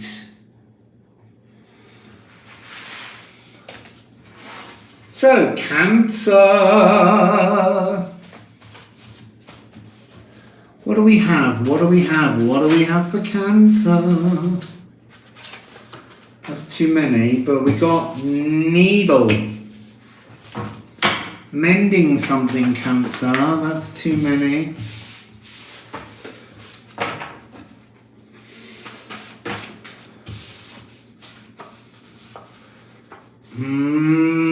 That's too many. I just want 2 more or 1 more to go with Needle, so that we can have an opening theme.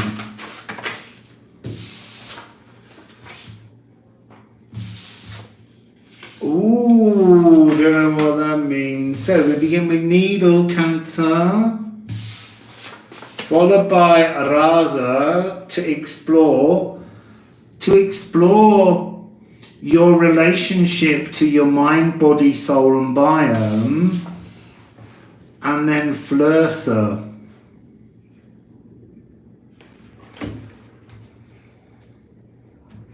So what would be my key here?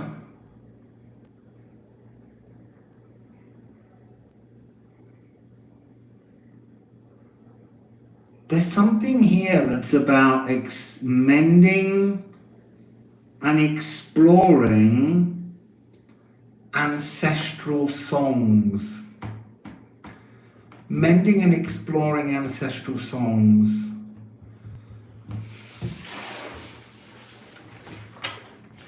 What I'm getting is the energy of tunes, songs, melodies, histories inside the blood. I might have to eat something in a minute.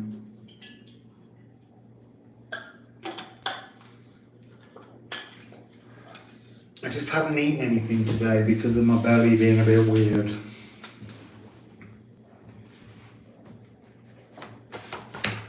Thank you, Bridget. Wassail Marriott. So, how many is this? I do. So, who are we on Cardinal Cancer? We have Moon in Sagittarius, which is to do with philosophical missions, and that would go in with this exploring ancestral pasts, transforming, mending, uncaging,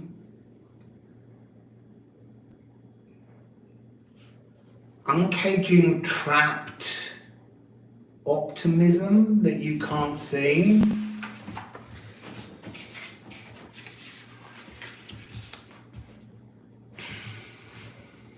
So then you have Uranus, Gaia, which is crown consciousness. Then you have the lunar eclipse.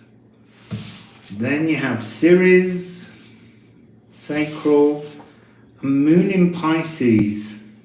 So the other end of this is Moon in Sagittarius to Pisces. So we're kind of looking at an energy that will take place over 4 months.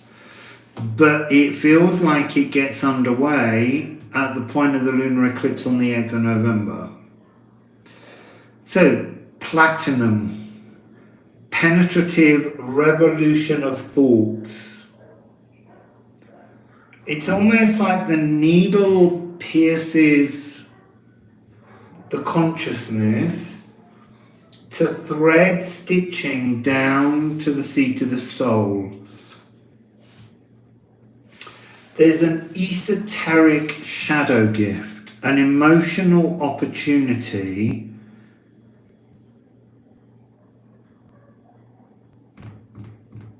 there's like a musical growth. Pineal gland. You can almost see the Pisces shape here. The dreams being brought down to the seat of the soul. And yet somehow there's the thunder again, yet somehow we're exploring old ancestral tunes. Let's go.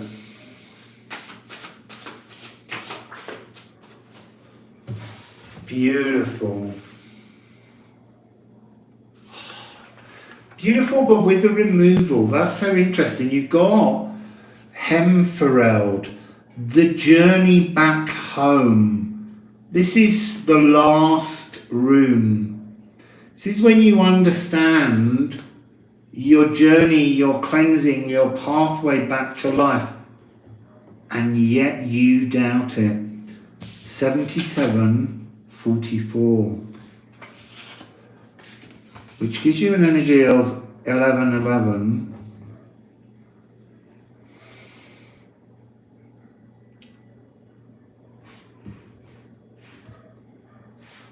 This feels like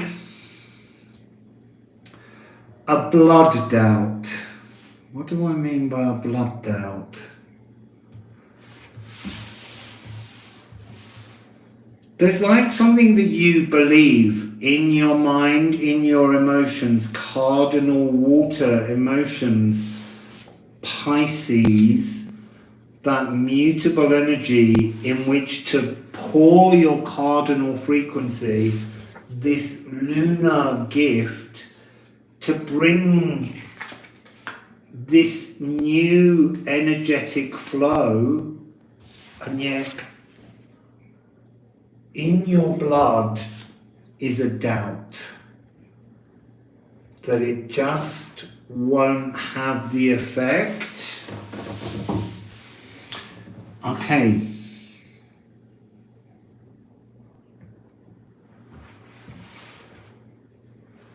Let's have another rune. That's too many, but there is one alone. Gederum, the thing. This is like, there's a huge, this is a moment of ancestral gathering around you, Cancer. The channel is opening to mend and explore ancestral fluidity written within you. But you doubt the truth, you doubt the ability, you doubt even your ancestors. I can hear them all going because they're ready.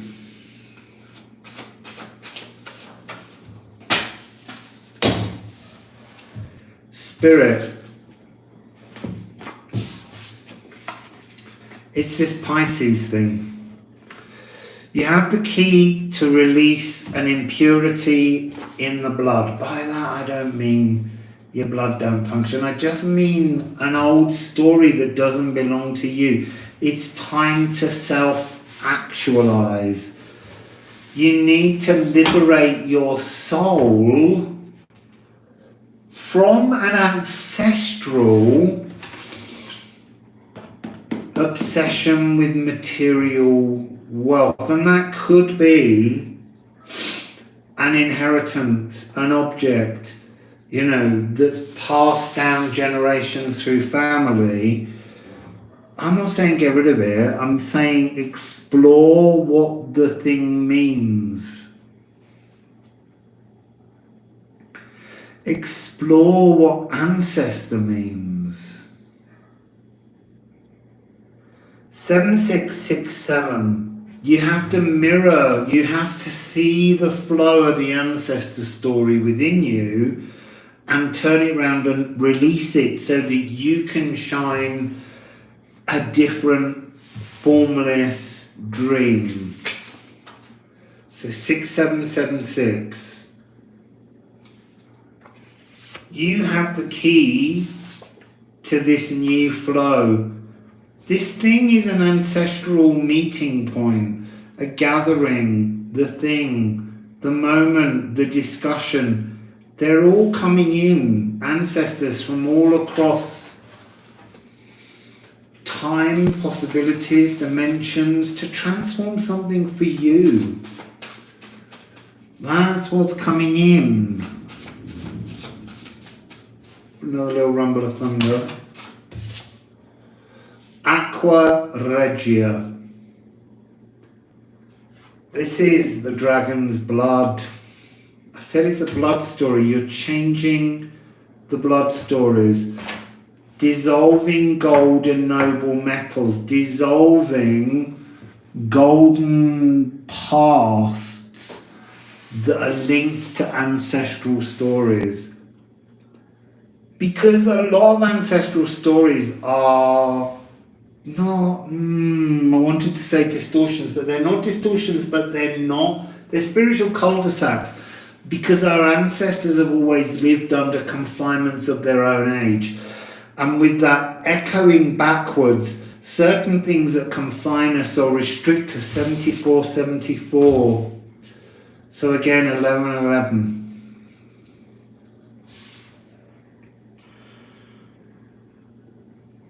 Sometimes these stories don't need to be played again, and it's time to move on, to self-actualize, to break the rules, you know. The discovery of truth. Working out what's an old story and what's been like shackles on the ancestors. Things that the ancestors didn't want. That's too many cards. Third of the deck. But there are two, I think it's two, three.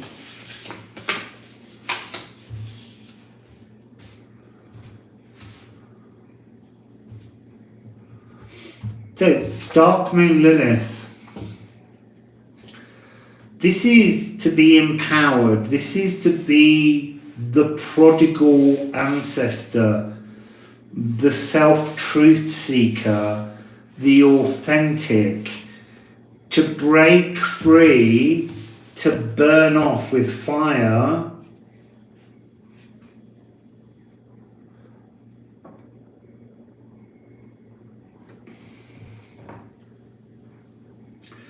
It's interesting, I'm being brought here with Quicksilver, mutable modality. I'm being shown the energy of fire, but what I'm not being shown is the emotion. I still feel like there's an energy where, yeah, you are cardinal emotions, but for a very long time, it feels like you've not been able to flow with your emotional truth. And it's slightly absent again. So where is the emotions? What's the emotion that needs to be here? What's the emotional content here? I feel like this is not the deck. What's the emotional content here? What's missing? Why is the water...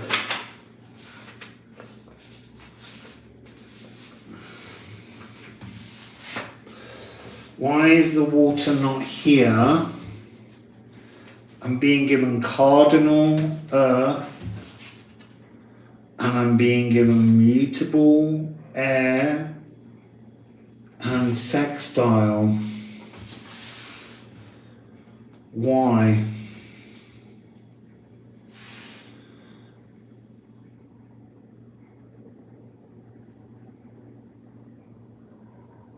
There's something in this energy that's sort of ancestrally unhelpful, emotions fermenting, and emotions running away with themselves. There's a sense that you don't have any kind of supportiveness around the emotions to work with them. So what do you need to do? That's what we want. How do you get in? How do you hold the emotions? How do you become? I can't say that. Oh, maybe it's not that many. No, it's all right. Square. You got to fit a round peg in a square hole. That kind of phrase. You've got to calm down. This energy of Gemini here is that kind of. I'm not listening. You know, you're there and you're nodding, but you're not listening. There's something about the emotions are there, but you're not listening because they're in the blood as a kind of absence. They're in the blood as an absence. What do we have? Moon. Third eye. And then we have Venus. This is third eye. Understanding and chewing emotions, a higher heart where we love others, and Sagittarius. Again, this is coming across 24, 6, 9. The energy that's missing is the 3.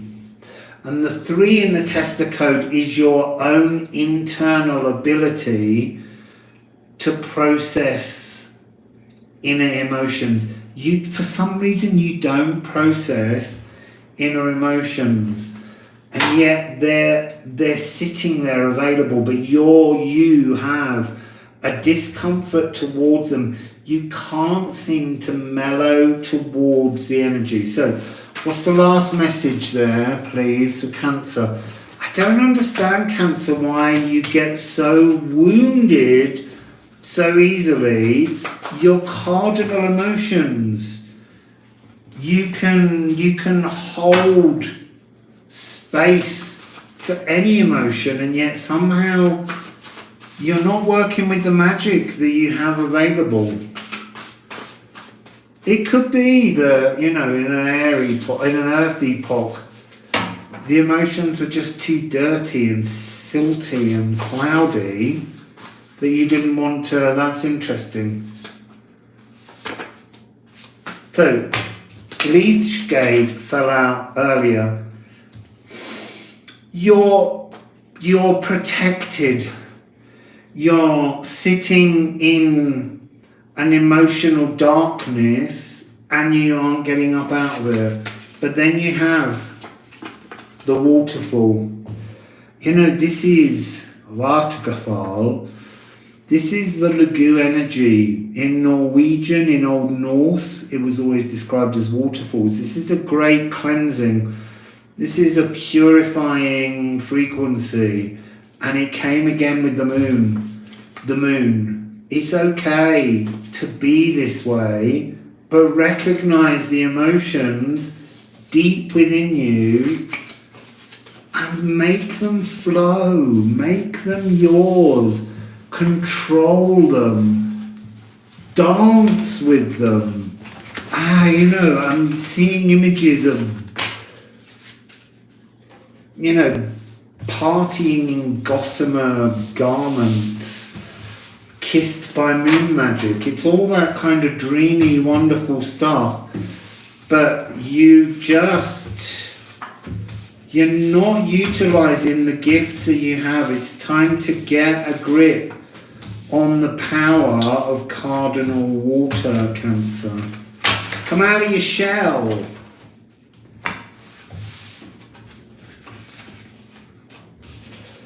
So that's that one. Who's next? It's going to be Leo. Fixed. Oh, that's a bit weird. Oh, I missed one out. Oh, no, Cardinal is Capricorn. Cardinal Earth. Well, that was a bit weird.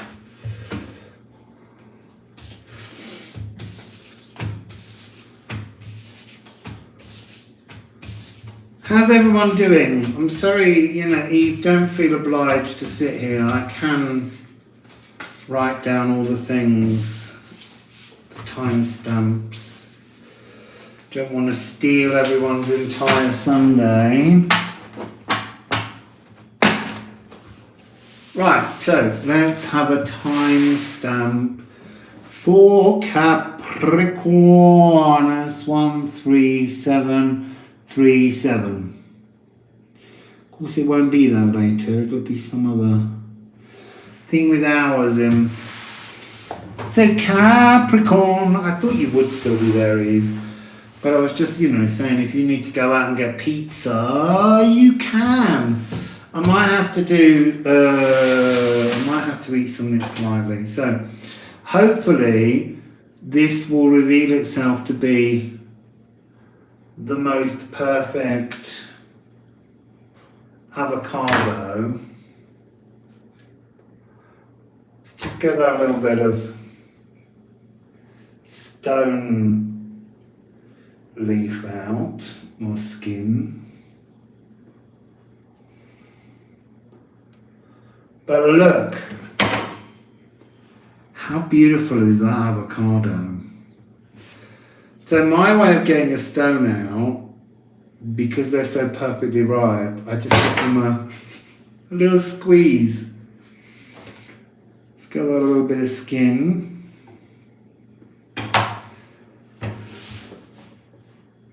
Yeah, I am going to change the time on Capricorn though, because obviously I've just started getting avocado out. I'm going to put the avocado flat down so that it doesn't oxidize.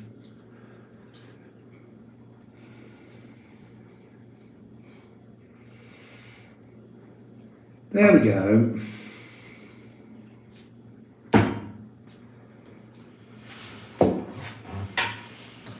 So,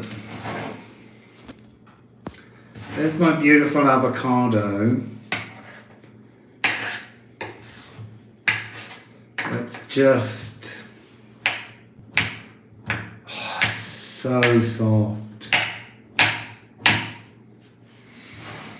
And then, they're called palta in Spanish. Here in Peru,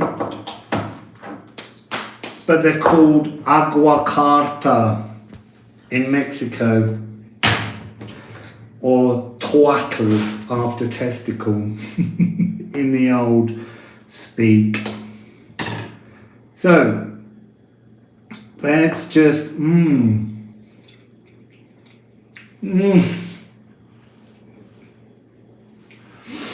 honestly, there's something about a perfectly ripe avocado that's just incredible. I'm gonna get a bit of lime,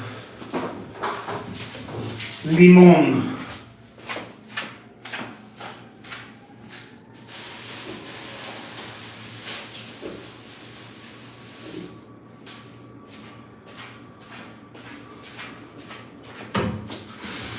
So in both Mexico and Peru, this is a limon.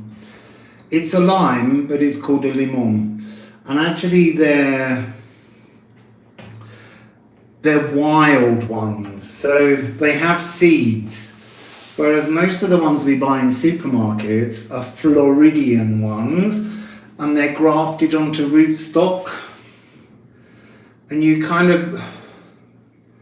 When I went on a ceviche making class, I mean, I did it without fish, I did it with mushrooms.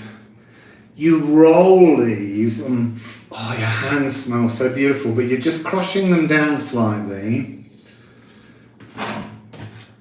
so that when you cut them open, I mean, look, you can see the seeds. These are so sharp and so delicious. I'm just going to squeeze that over my avocado.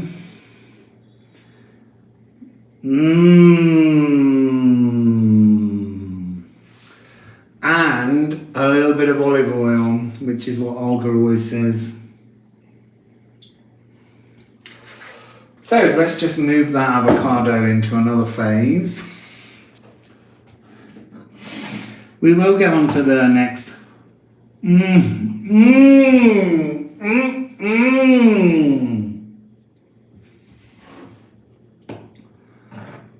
Oh my goodness.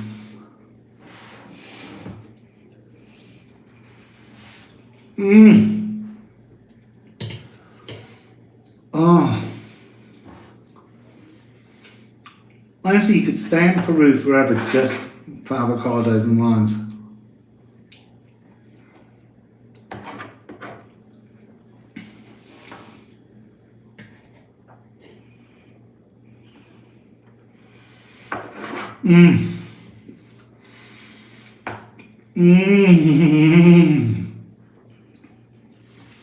There now, all done.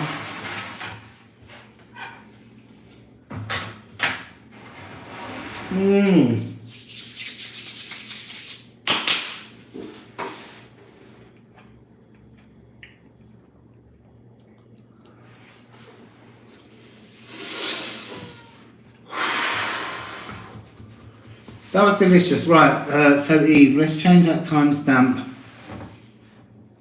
on Capricorn to 1:43:43. So Capricorn, let's get them runes. We're over halfway through. We're nearly there now, people. Oh, I can't get that any nearer.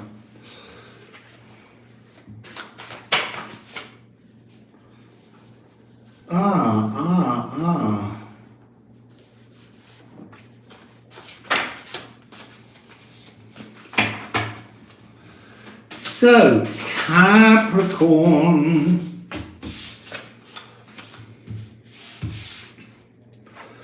Right, Capricorn. 3, 2, 3. Thorn, and Idel. This is not Othala. In Anglo-Saxon, it's an E. So,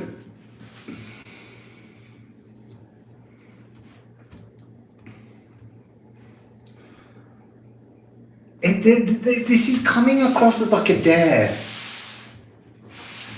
Dare you pick up your original birthright, Capricorn? Excuse me, I've got avocado burp, which is not a bad thing. Dare you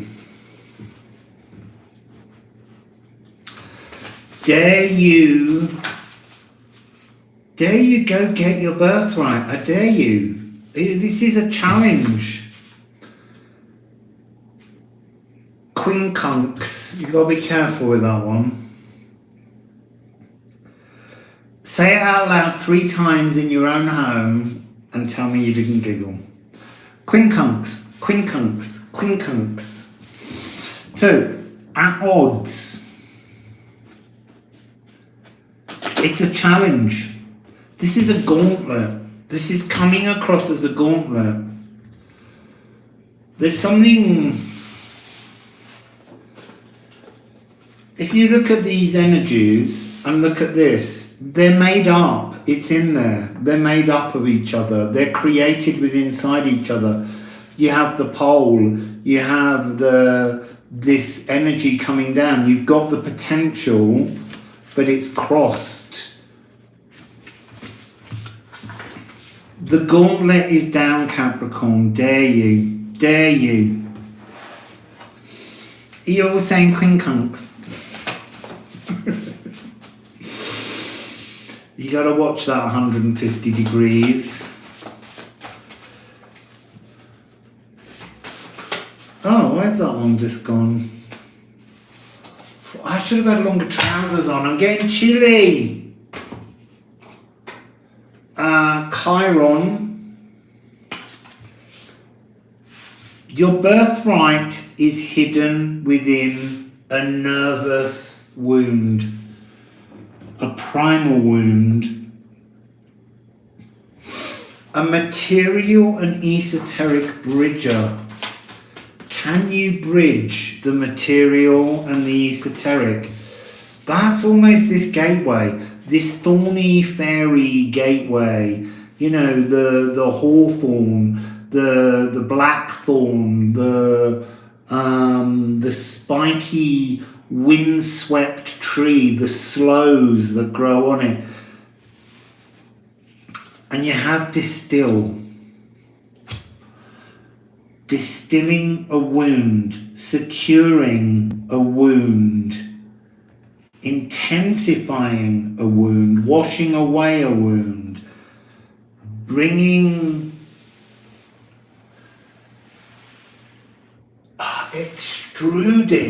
extruding, squeezing, pushing.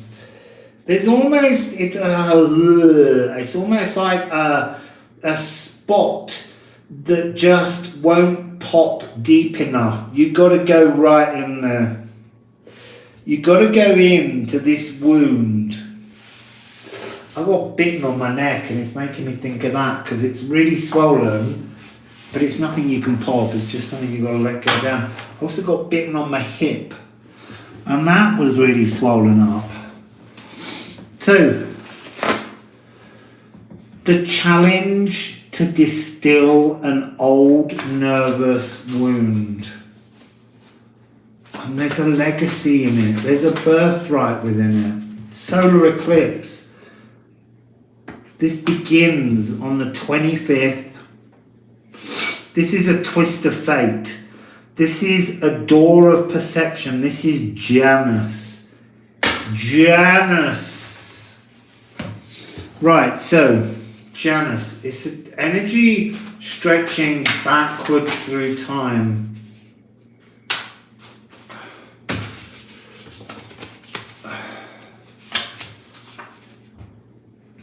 An unbinding, a wind horn, a purifying.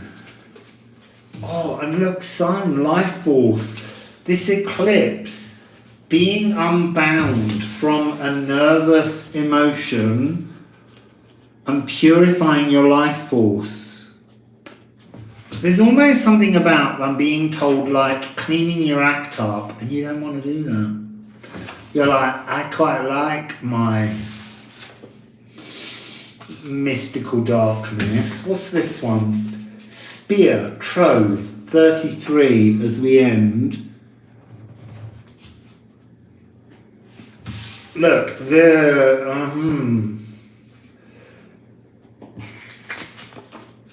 I want you to kind of notice this being inside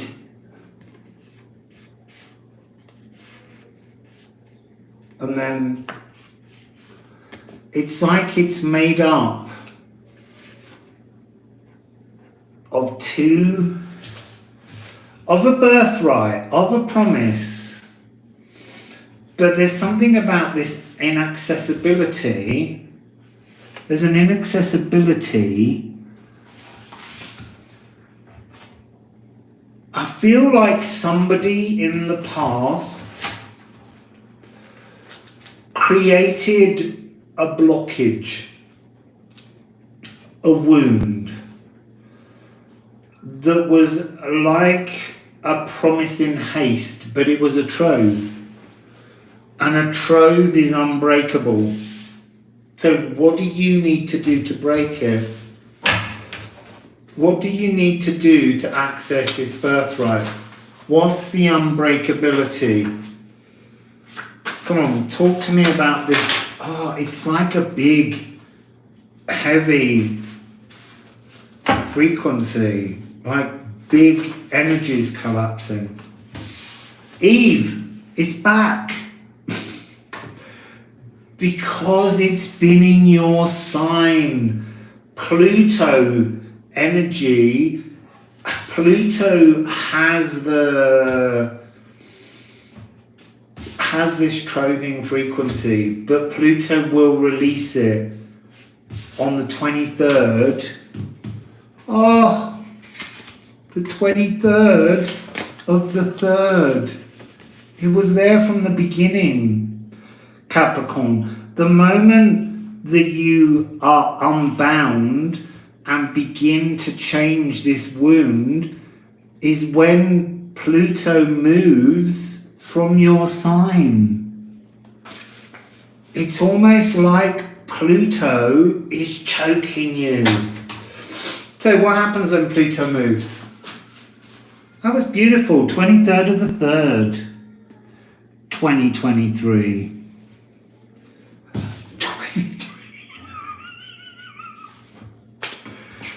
Seriously, I love my magical cards. The 23rd of the 3rd, 2023.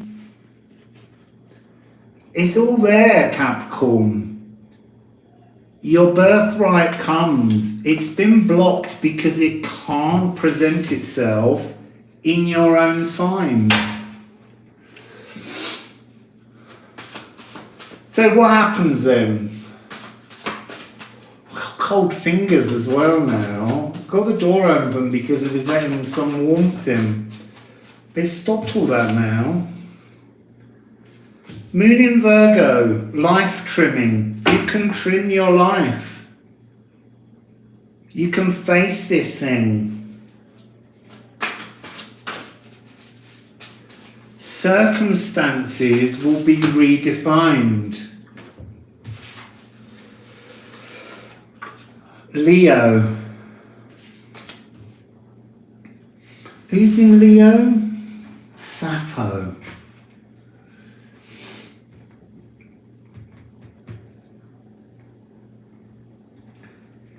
It's like you've got to open up a thought process to think about what it will mean to take bad boy Pluto out of your sign. It's been there so long you almost can't remember what it's like to be other.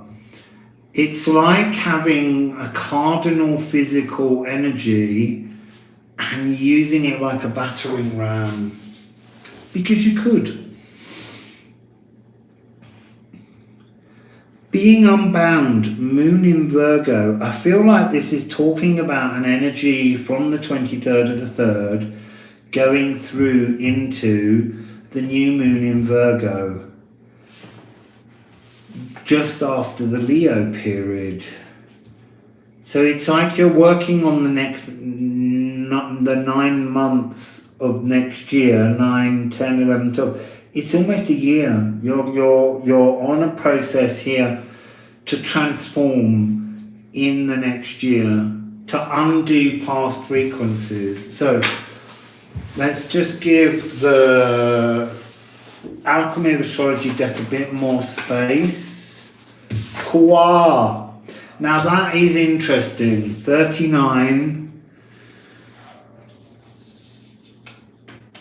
It's an inner divineness coming through. Now, Kwa is about 6-7 degrees of Capricorn, your sign, and it's the true mystical experience. It's the sacred song cycle of life. But this card always brings a question. What was the plot? What is the price of bliss? What have you paid for as you've had Pluto in your house? What's it cost you? What has it cost Capricorn?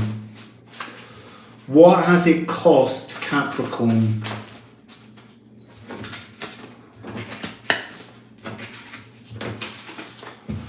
So, soot. So, soot is chaos. It's caused you chaos. And you've got Cancer, it's caused you personal chaos, and you've got the Monas Hieroglyphicus, it's caused you to feel alone, to feel challenged, to feel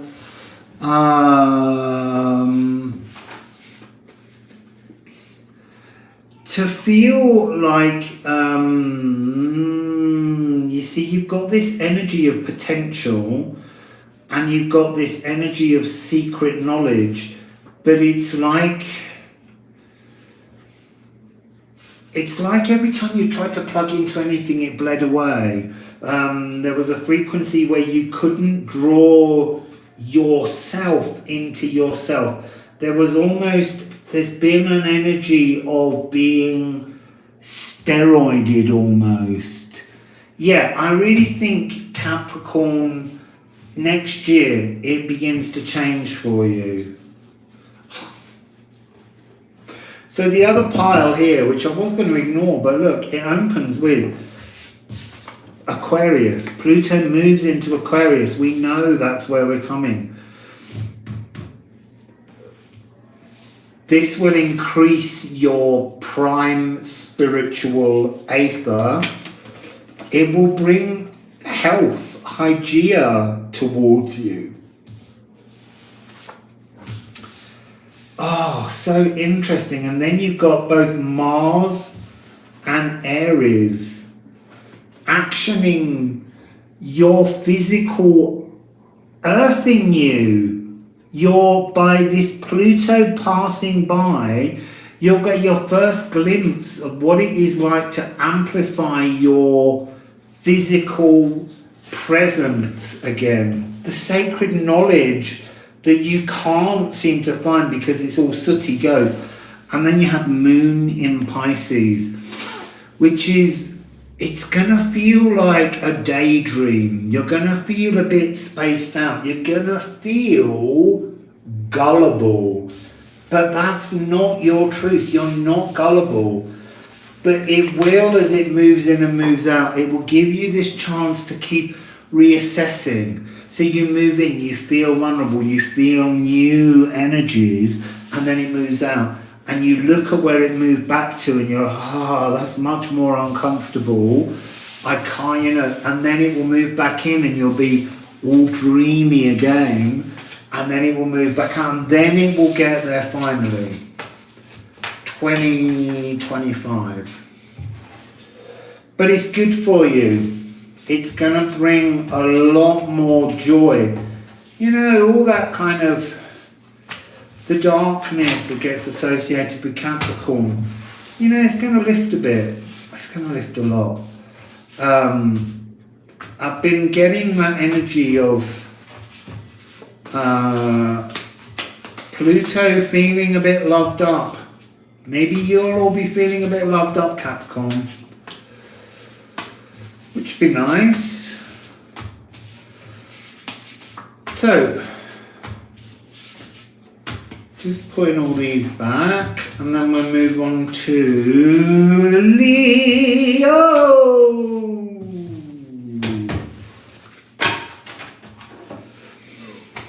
So, Leo is at 160-40. 160-40. So, Leo. What's going on, Leo? What's going on, Leo? What's going on, Leo? Leo. Yeah, that was a great reading for them.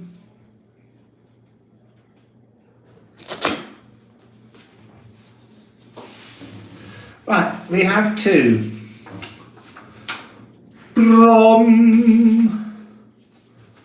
Thorns back again. I want to say, Leo, this has got the energy of a possible completion and a new beginning, but your thorn, your portal, needs cleaning. There's something I need to ask more. There's an energy around your gateway. I don't know whether it's your future or your present. It could even be just into the fairy realms to just... There's some kind of challenge going on. What have we got?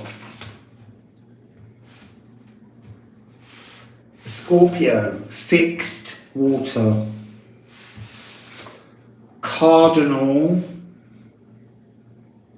energy, magnet, which is the universal soul. Things have natural attractions. There's a cosmic ordering, and then there's earth. So earth is physical truths, pragmatism, to be grounded. So what's the energy I'm getting from this? You've got to separate the elements. So you need to disentangle the emotions, the fixed emotions, and they're part of what needs scrubbing back from this portal, this gateway, into another dimension. Cardinal modality is a renewal, a new season. The fixed water's like kind of frost all over the branches. There's no leaves. And then, Leo, you've got this magnet. You've got this desire for pleasure. You've got this desire for a natural philosophy. A kind of return to the wild. And then you have the earth, the wild earth. To come back to your truths. There's something about a lacking of black bile. What do I mean by that? I mean your livers, kidneys and spleen are not putting that energy into the mix somehow, Leo.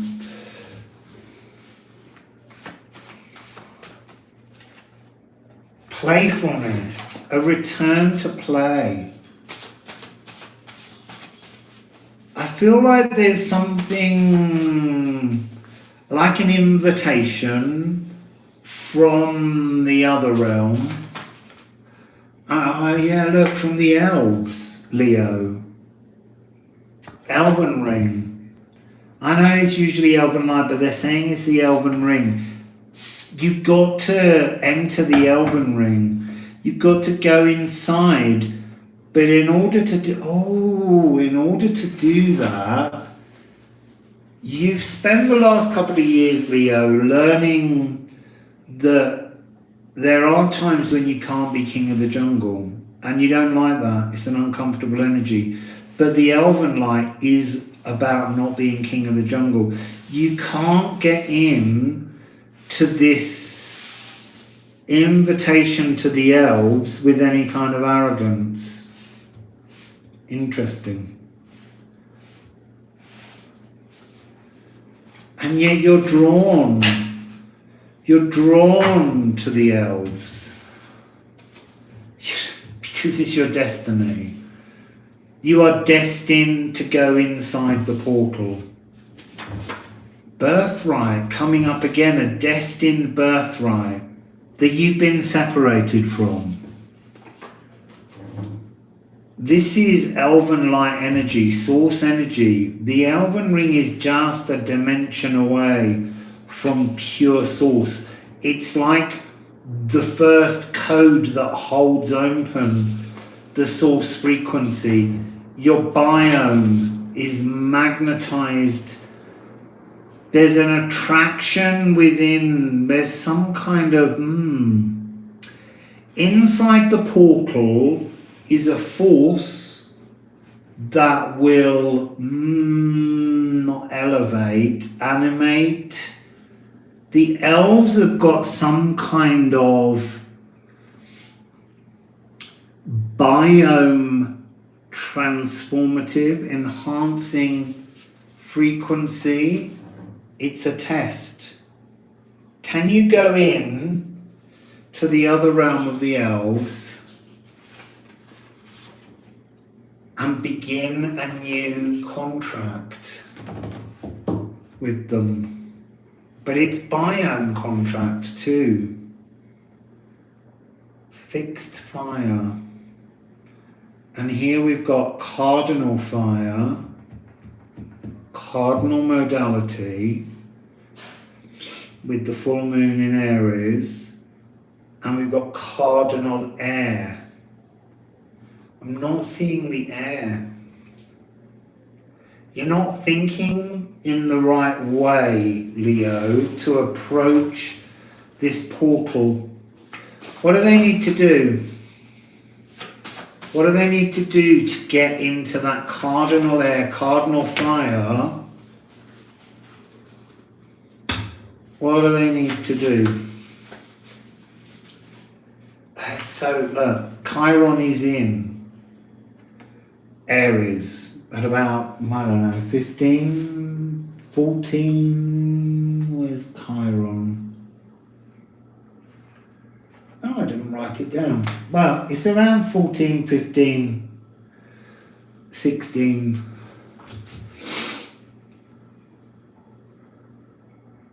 I feel like this is Chiron the healer, not the wounded healer, the healer. It's your destiny to be healed, but you can't do that if you're fixed fire. You've got to understand how to cardinal fire. But you're still lacking the air. Let's see, where's this air? Oh, and you've got Mars. What else is in the air? There's the air, it's coming.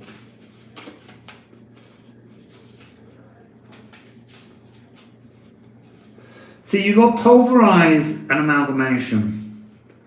Pulverize is obvious that, you know, the crown. Pulverize your crown, break it down, soften it. They don't need to wear a crown on your head to know who you are. 2288, 8th dimension is in theory building blocks territory for testing out some kind of universal story. Amalgamation is house 7, which is Libra. building together, pulverize to draw together. There's something about pulverizing philosophical ideas, burning them down, taking away that arrogance that can come across you, Leo, and moving it into a relationship of partnerships, equalities. Ooh, see, look. You can see that would be those two halves. Also, this energy in the pulverize is there. It's like an acknowledgement of thought. You've got the fires. You've got the fires to do this. You've got the legacy waiting for you, but you're not controlling your thoughts and your philosophies. Mars with Mercury, well, with Quicksilver, with mutable air is Gemini. Mars is in Gemini.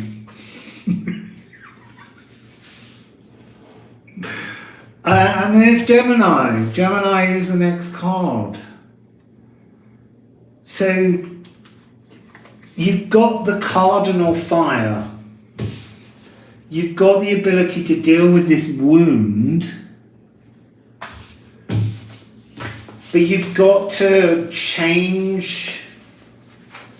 You've got to apply a mutable air to allow the fire to glow. You've got to open space to burn. Air on fire creates a lot more. And then fixed air. Once you get that spark, a light, Leo, that's a kind of universal elven light spark, you've got to keep it blowing. You've got to. It's still not cardinal air, but it's now been mutated and fixed. So, any more to say? Any more to say on this elven spark that you need to keep glowing? To get your... See, look, it's the embers. It's all in there. Everything you need is in there, but you've got to kind of have... it's phoenix swarming. You've got to kind of have the energy of being less king of the jungle and more collective of the jungle. It doesn't mean that affects your personality. It just changes an accidental arrogance that can happen. Reigniting you. But reigniting you in a new philosophical personality. You know, we've seen that energy where we had the Leo taken away from Leo, but it was so that you could appreciate how to be between king of the jungle, serf of the jungle, and finding that ability to bring a level of equality to all in the jungle. It's transformative. So let's put this back and we're going to move on to fixed air, Aquarius. We've only got 3 to go, people. Oh, my legs are freezing. I might have to eat another bit of avocado. Because I hadn't eaten, and now that I have eaten and my stomach feels quite happy for the powder. Let's just quickly sidetrack. We are getting there, people. Look at that beautiful avocado. There's no black where they've frozen them. Sent them across the world in an aeroplane. This is just pure missed part of that one. Just pure avocado.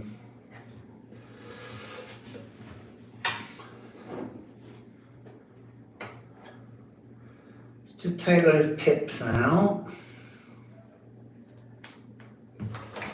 Give it a quick chop.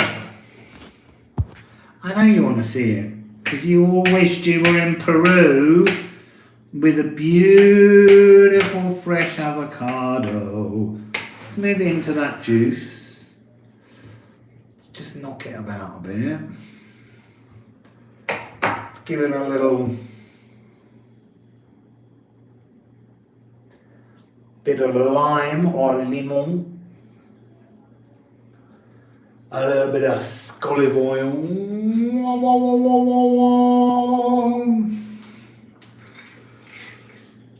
I just need to, and a lovely bit of Inca Amaryllis chili.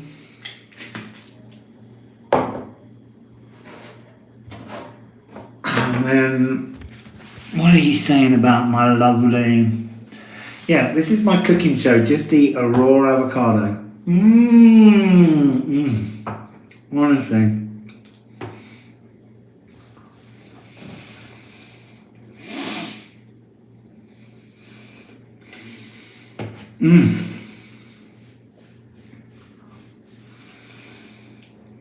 Oh, the lime on that bit was...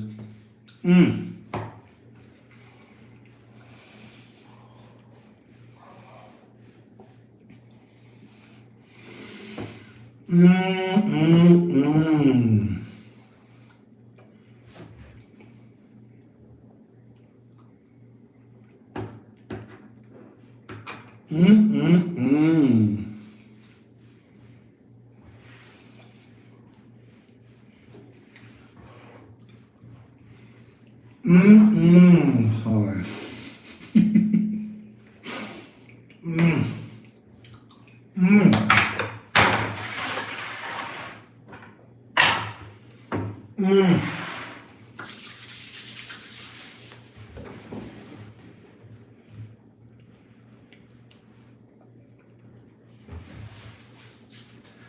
Yeah, it's good to be hungry. It's what channeling does. Right. Who are we at? Aquarius. So Aquarius is 17744. 17744. Oh.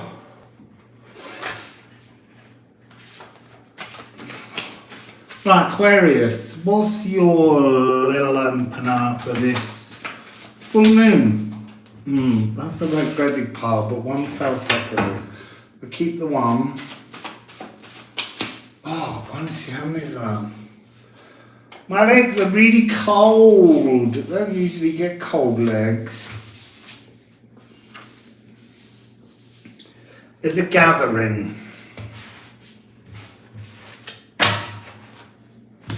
And then,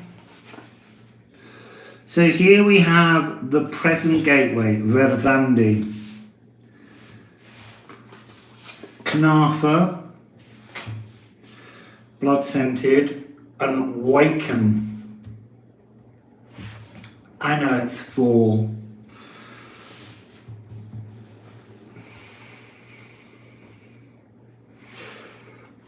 There's something here about an energy of a gathering.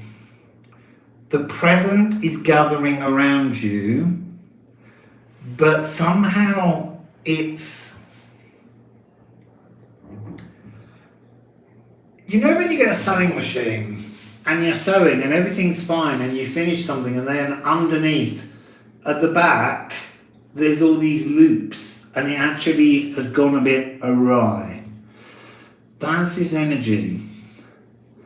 It's like gathering as in the stitches are pulling in the wrong direction and you need to acknowledge it. You need to acknowledge your own errors. Acknowledge your own errors to get through this. There's only 2 more after this, Eve. And then that list will be complete. And I can get some long trousers. I feel like I need to go and get a blanket to put around my legs. They're cold. I might have to do that. Just let me go and get a blanket. My legs are freezing. But then I haven't got any food in me other than that avocado.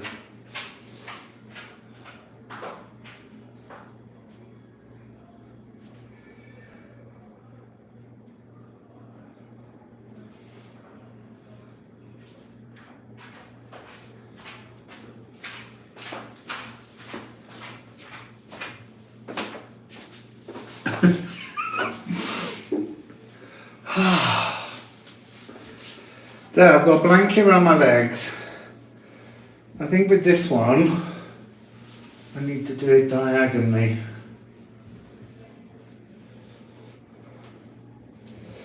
This is the problem here. Everything, so often when you stay places, these kind of blankets that they give you, they're polyester.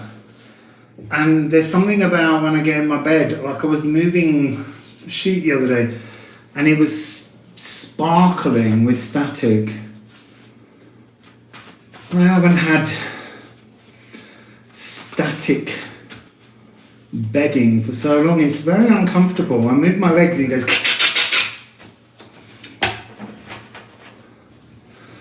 So,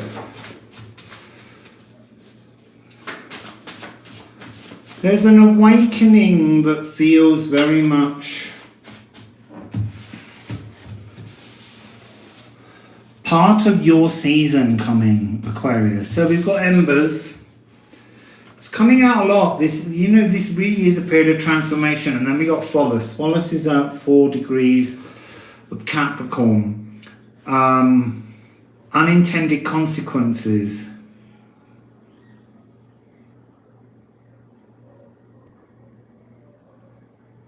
There's something about a denial of some kind of truth. See certain things. There's a kind of sensual sophistication that you're not looking at. That you're in denial about. A sensual sophistication that's burning away in the embers.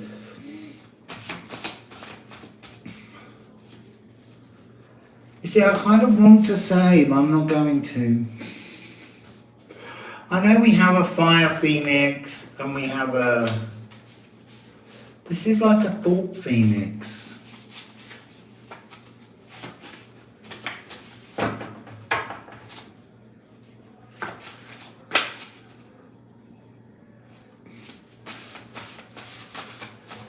There's something about Pholus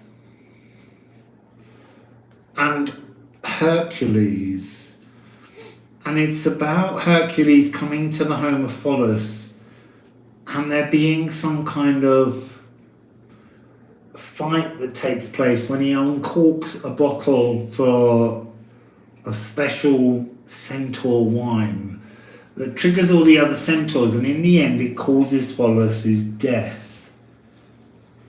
And that's the embers.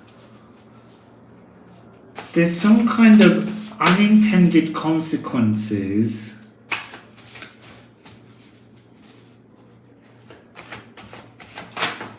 that are acting as a blockage on you.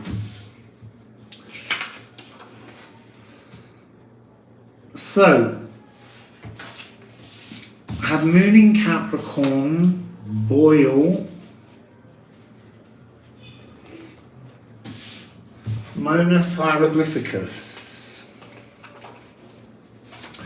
I'm getting a lot of energies around your own sign. Moon in Capricorn, the next thing the moon does is moves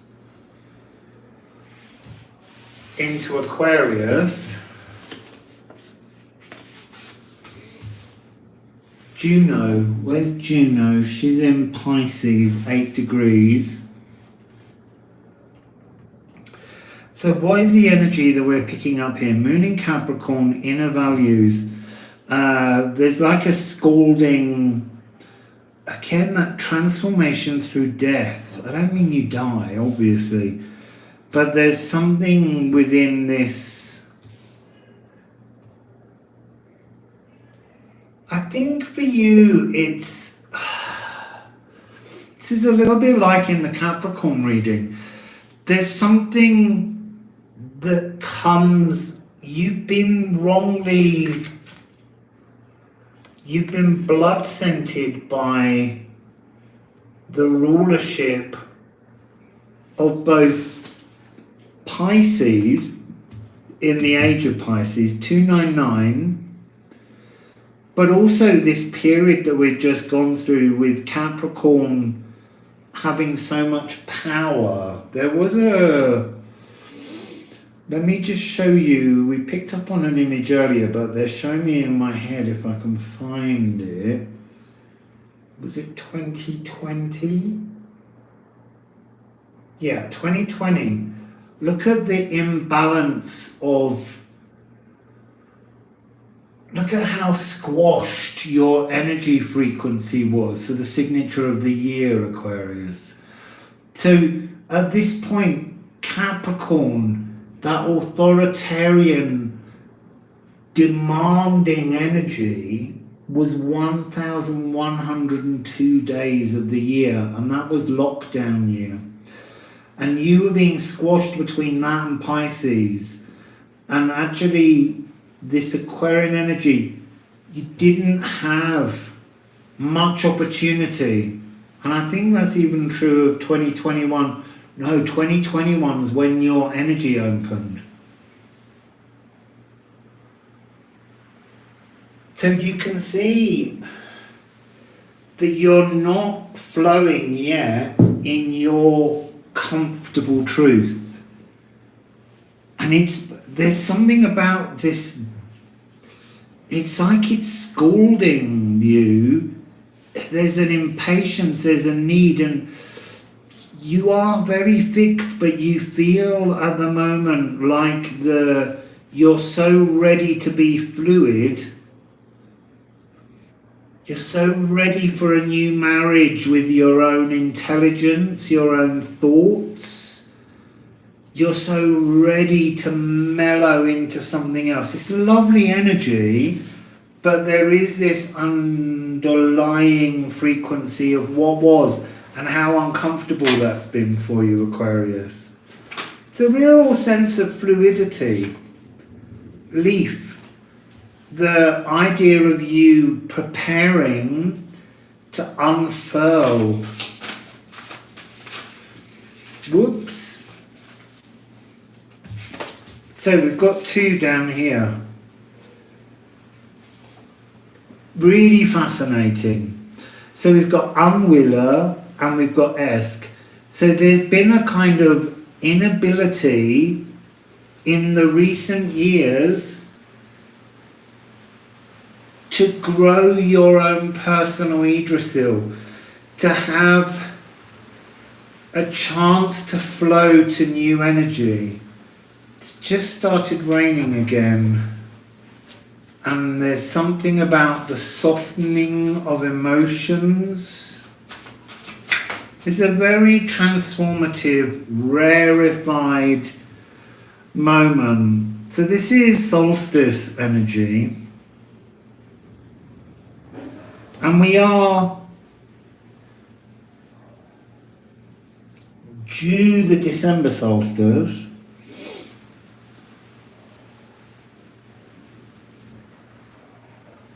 It's like there's something about this as actually a June solstice. Oh, Juno.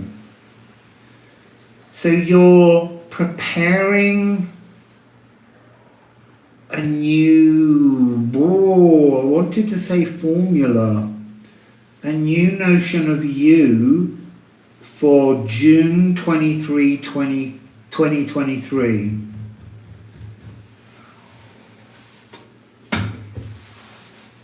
So, It's just interesting that you're not fixed. You've been fixed. You've understood the fixedness, Aquarius. You're ready to move. How is that? Okay. Pisces. Waiting for Virgo. I did Virgo, didn't I? Oh no, I didn't. You're next. And then Pisces. So this is about being empowered as Saturn moves from Aquarius into Pisces. Biome, empowering your biome. I feel like you're already there. I feel that you're, yeah. See, look, you've already done this. You felt the tension. That's what we were getting at the beginning. This opposition, this energy of not flowing in the right direction, being scented with the wrong smell, being caught in a fixed energy that wasn't your truth. But you've bent that down now. You've created a way to see what was a disparity, something that wasn't flowing properly. You've remolded it. You're bringing this frequency to you. You're actioning your solutions. The old unintended consequences are breaking apart. It's really strong energy, and it's a really rare moment where you are coming into a fluidity, a mutability, a cardinal energy in amongst all of that normally quite fixed and quite rigid frequency. You've understood by somehow, you need to look in your own natal charts, but there's something that you're utilizing to soften, to mollify your old fixed energies, Aquarius, and preparing them to flow in a new mutable direction with cardinal frequencies behind it to redefine. But there is a real sense you're underway. You're just impatient for Pluto to get in your sign. I know it's all been about Pluto, but it is all a lot about Pluto at the moment. It's up to good shit. So we're nearly there. We're at Virgo. So Virgo is 192.50. 192.50. Boom!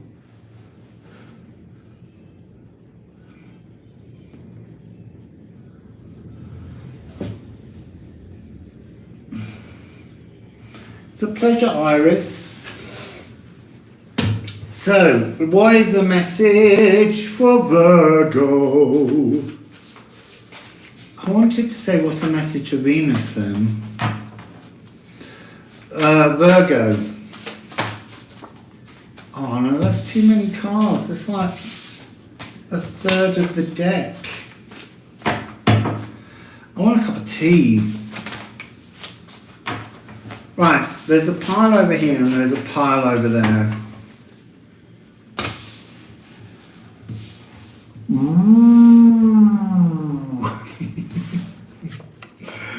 The untamable, wild side of Virgo, the divine spark. So what would be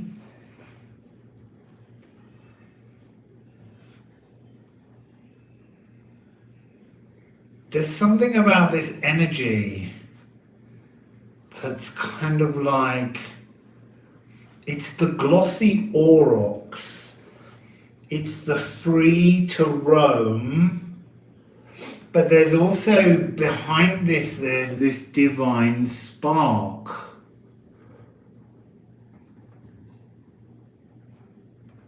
There's something like, you see, I'm seeing glossy black aurochs, and I'm also seeing kind of like bitumen torches. That's bitumen, not bitch. I mean, there's something about lighting the unfathomable pathways. That's interesting. Lighting unfathomable pathways. Ooh! Virgo, where are you taking us?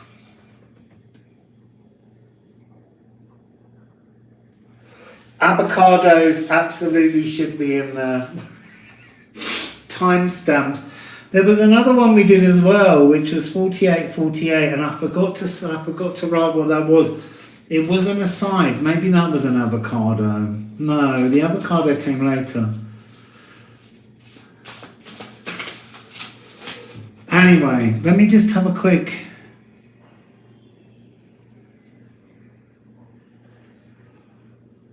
Yeah, I can't remember what that was. We had a 48 for Taurus, and I did something else, and then we went 52. It doesn't matter. So, lighting the unfathomable pathways home. So, Aries, cardinal fire, actioning the hearth light, the inextinguishable light,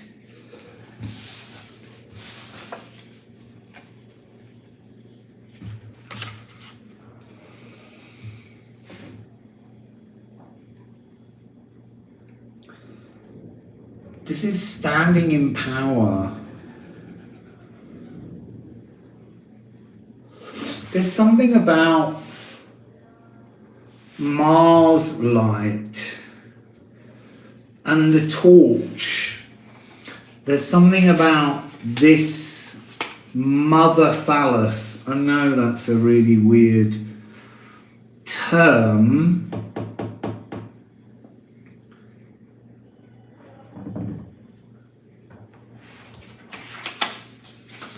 There's a lot of air in this energy. You've got Moon in Libra, Moon in Gemini. But before that, you've got air. There's something about lighting the unfathomable pathways. But the pathways where, with Vesta, it's the hearth, it's the home. Lighting the way back home, but in a different energy.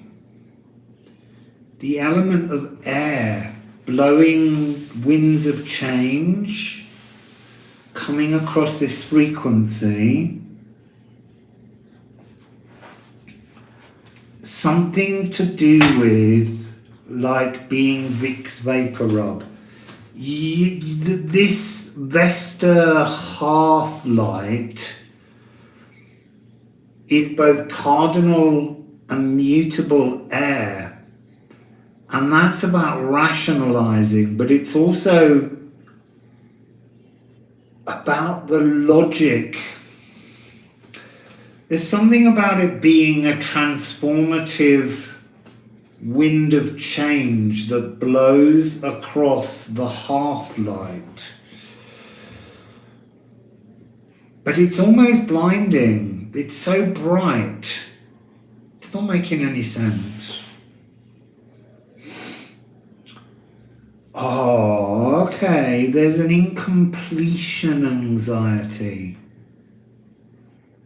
around the home.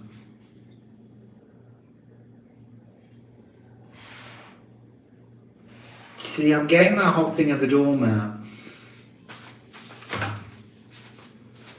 That's too many. Actually, I didn't want them, I wanted brooms. Right, come on, let's help Virgo with this energy. They're the inextinguishable hearth light.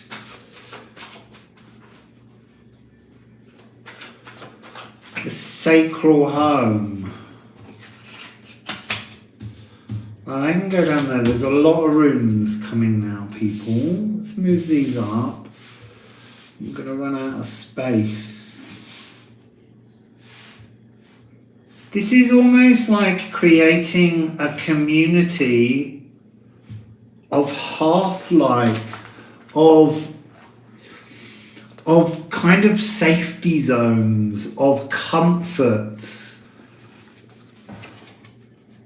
The shadows,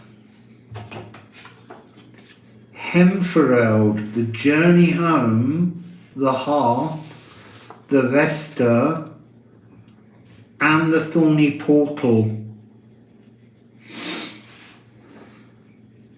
I feel like there's an energy here because, you know, we're dealing with cardinal air, which is here, but it's not the moon, it's the sun, but it's still there as an energy frequency. And cardinal fire, but we've got mutable earth rolling across this. Transforming the frequency home. What does that mean? It's almost like you are Vesta. You're standing forever in a power. Vesta was one of the last Roman gods to fall to Christianity.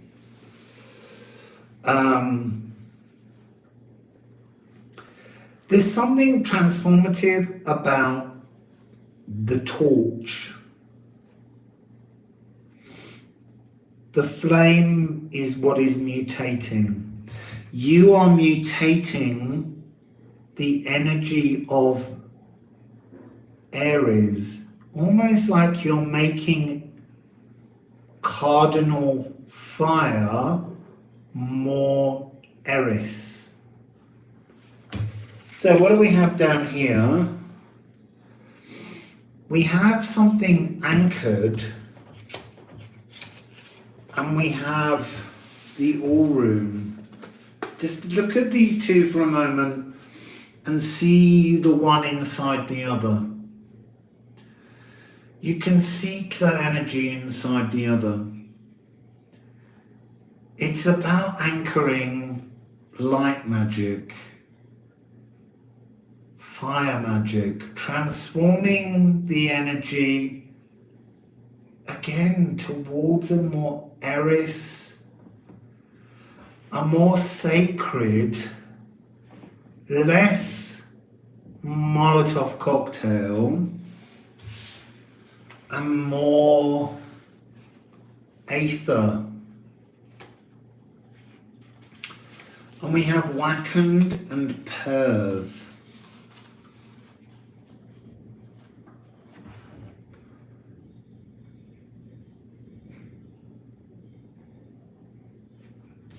I'm seeing runes within runes within runes.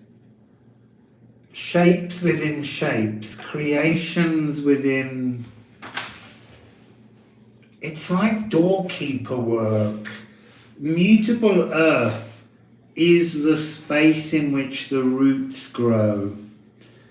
And you're that keeper of the roots. You're giving a kind of surge of transformation. It's almost like you're being a kind of mutable water within the physical world. You're being Pisces, but in the physical, mutable earth energy. Dancing. Something about body shapes. This is tricky. Yeah, that's the beauty of a rainbow inside a dewdrop. There's so many wounds being healed. We've got Chiron again. Chiron, Aries, Eris. Chiron, Aries, Eris. It's a transformation. It's healing the material and the esoteric. That's what this energy of fixing the roots. You're fixing, healing the roots. The all rune is at the base of the Yggdrasil tree in the roots. It's anchored in. I'm still feeling Aries. Aries, Aries, Aries. Phallus. Chiron and Phallus. This is Centaur energy. So this is linking in to mutable fire, Sagittarius. We just don't have Chariklo. And I didn't put... They're the 3 centaurs in this. Phallus is in Capricorn, which is cardinal, but you're mutable. I feel like you're creating a space for new transformations. And it's a bit weird. I feel like you're having to act as the key to others. You are blowing the air over the fires to make them burn brightly, to give people that surge. It's almost like you are the watcher. Right now, you're the watcher. You're the guide, providing, you've got Mary the Jewess here. You're providing the alchemy. We need mutable earth open. Oh, because we've had loads of cardinal and loads of fixed earth. And so now is the time for mutable earth to utilize the transformation that's needed. I'm getting breath and circulation. Breath and circulation. The Virgo breath is the earth circulation. Sorry, people.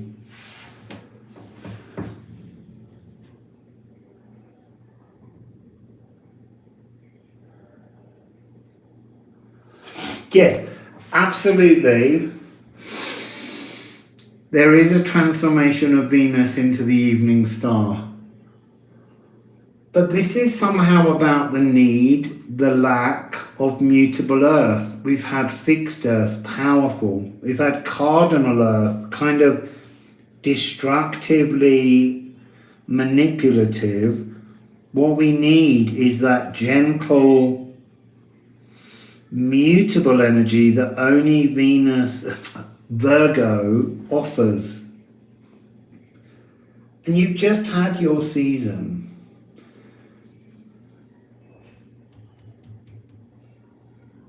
There's something cosmic womb magic.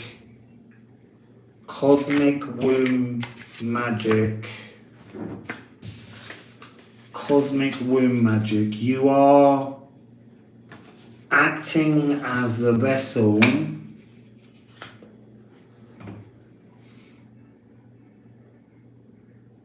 to create some kind of explosive creativity in others, but that will affect you too. How does it affect Virgo? How does it affect Virgo? There she is. That's what I was waiting for. Aries. It's like a transformation. It's the chaos of creation. Your mutable earth energy is needed. I know. She's not here today. You are the needed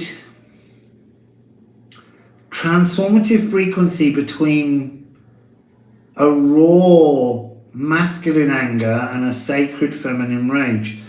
The strife, the disruptor, the chaotic creator, the agitator. You've got to agitate the earth. It's your gift to mutate the frequency. It feels like you're opening space for everyone. And now look, Chariklo. Now we've got all 3. of the centaurs.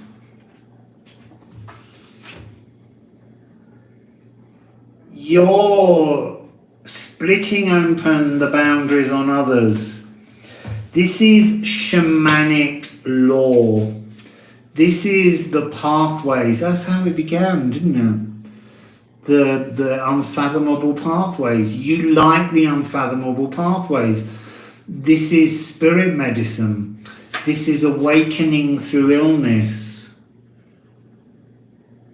It's like blowing the hearth embers to guide people home. And it's also Scorpio. It's got a link to the eclipses.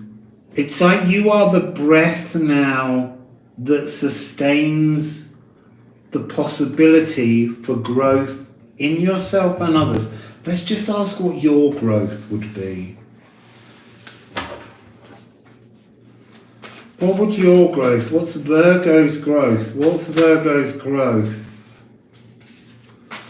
What's Virgo's growth? What's Virgo's growth? What's Virgo's growth? It's a lot of cards, but your harvest, Flursa, Egoshamir, Hod, and Leaf. So the energy that I'm reading from those is the unfathomable pathways that you like for others will open an energy in you that extends an ability to see the unseeable. It's like having some kind of I want to say like a prophetic harvest. This is so powerfully healing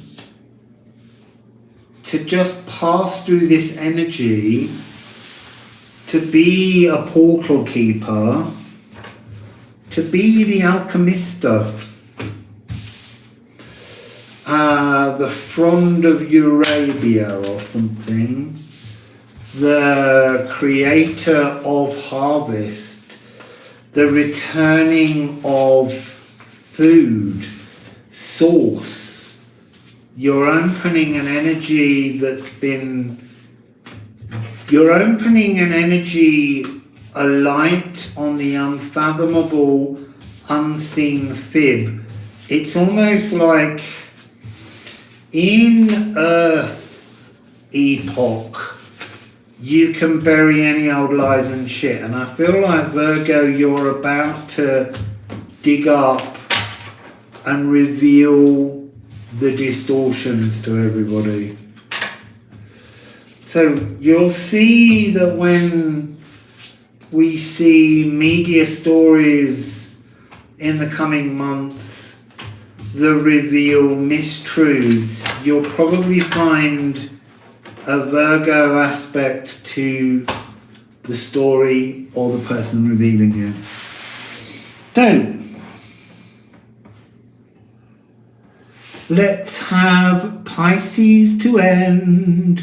2, 1, 3, 44. 2, 1, 3, 44. Pisces.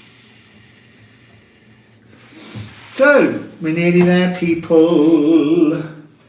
I feel much better for the blankets. So, what would you like to give Pisces with this moon? Ooh,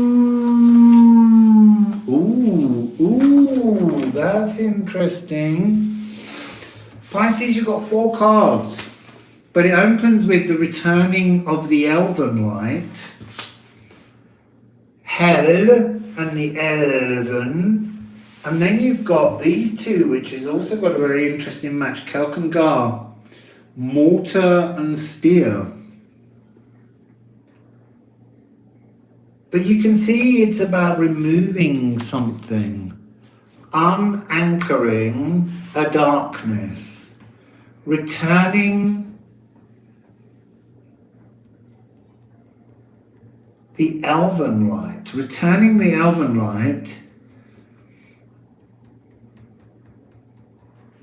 and breaking space in the mortar. I can't find a phrase. Returning the elven light to its natural truth.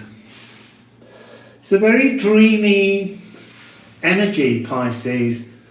So, let's just dive in.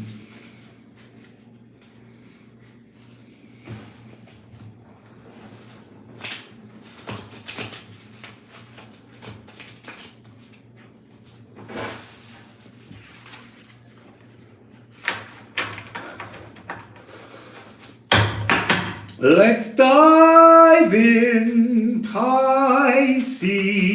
What's going on with you? Ooh.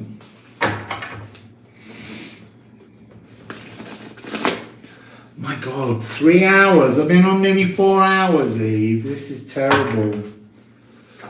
Right, so Venus and the Moon. They came out together before in one of the readings, but they were put back separately. So, this is the elven light. This is higher consciousness connected to intuition. This is veils, shadows we keep, brain function, Pisces.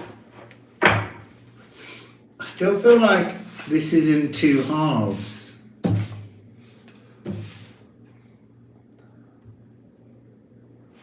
Okay, so there's something about this is boil.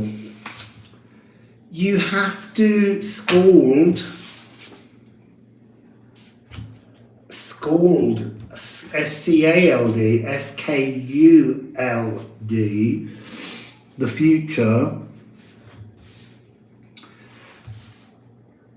Emotions, because you are water.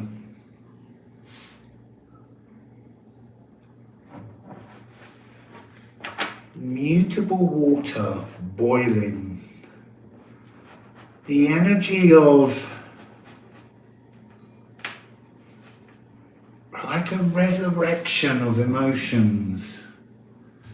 Dreaming. I want to say there's something about calc and cork, that putty. It's like you've got to use the mutableness of emotions to get inside and dig out the mortar between all of the bricks. And it almost needs to boil, to agitate. There's almost a rage.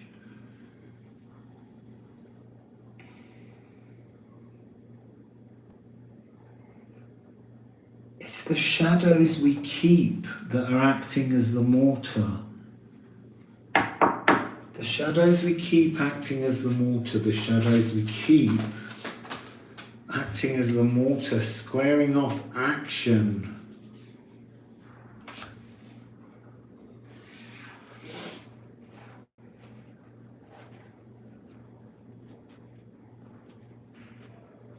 Okay, there's something within this.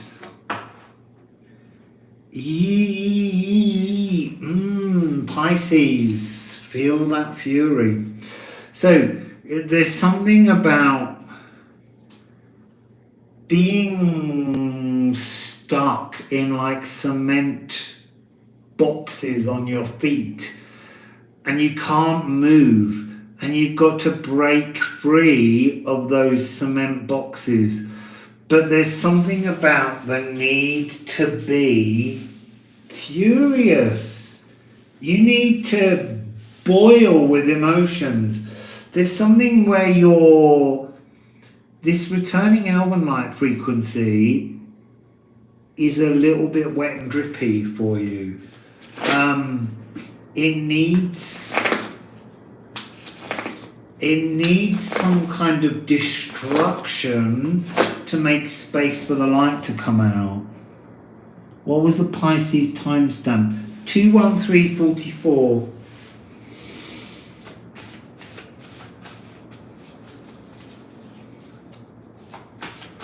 Pisces.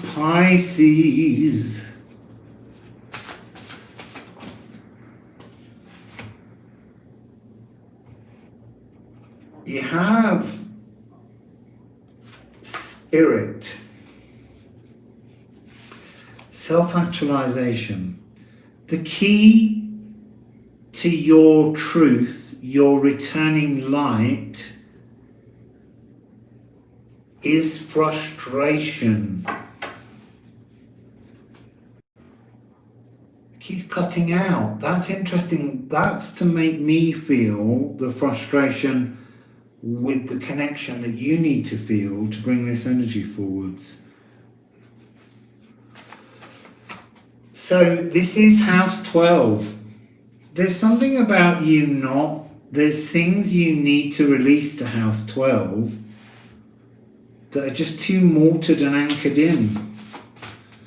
So, what needs to be done for Pisces? What does Pisces need to do? Change decks, apparently.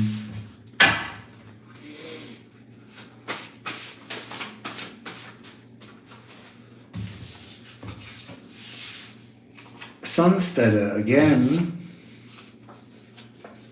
The rarefied past. There's something about this that's some kind of rarefied conjunction that's going to happen in Pisces. I don't know what that is. But it's in June.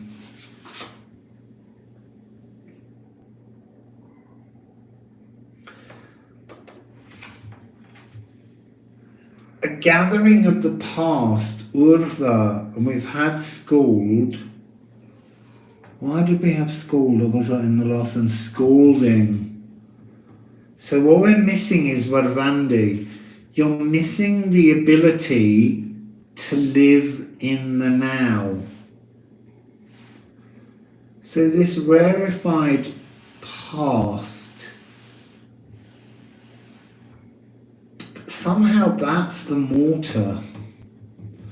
A past incident, I was going to say incidences, but it is an incident that always triggers a daydream because you don't want to go there. You've got to unpick it. Such powerful energy. The elven light returning around you. You've got Virgo energy, and we've just done Virgo, which is about unlocking, unmortaring, making space to organize. Again, rarefied. We're getting that energy that this is a very rare moment for you, Pisces. Why? Why and what? What does it mean, this rarefied energy? What does Pisces need to do? Oh, it's a big...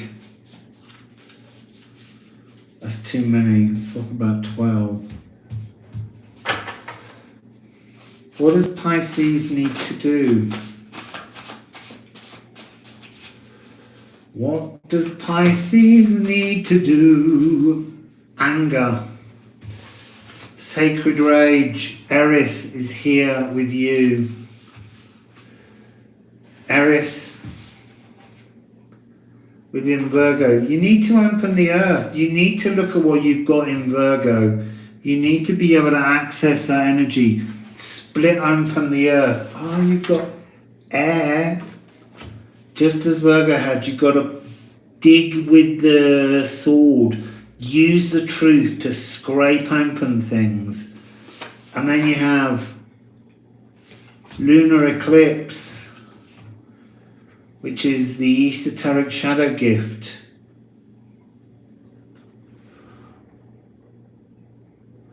Yeah, they are definitely helping each other out. But I would look as a Virgo at what you've got in Pisces, and as a Pisces what you've got in Virgo. Esoteric shadow gift. A test of time. This is such a rare moment, Pisces. There's a divine rage that returns your light. But that rage is somehow the key to unlocking this test of time. I get the feeling it could run between the two solstices, December and June.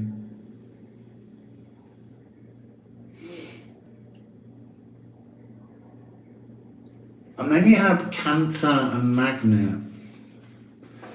So there's something about dissolving the natural order. This incident in your past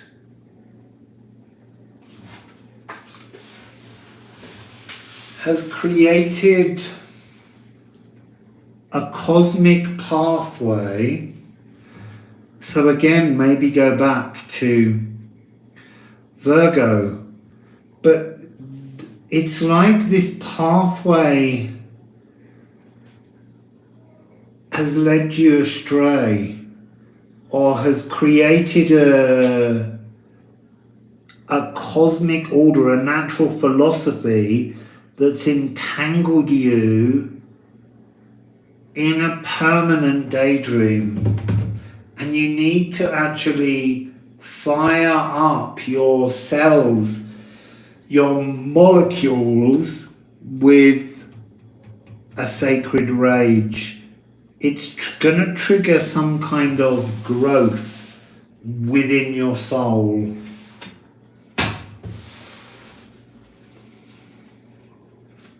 It's not often you're told to get angry, but it feels like you need to get angry with things. Stop just dreaming them. Shadows. Your anger is your nutrient to return your light. So the roots go down to the nutrients and they fire up, and then they bring the fluctuation, the ability to transform. I love the way this card is transformed. Your shadows will transform you, but you got to use rage and anger to unlock your truth. Lunar eclipse, 8th of November. Seeing a lot of 13s here, like a divine creativity coming in.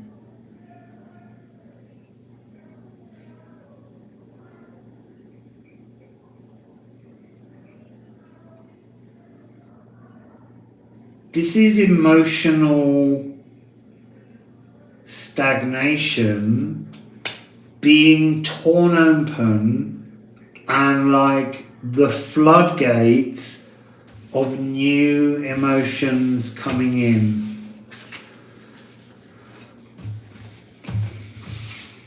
And I feel there's a sexual element in there as well.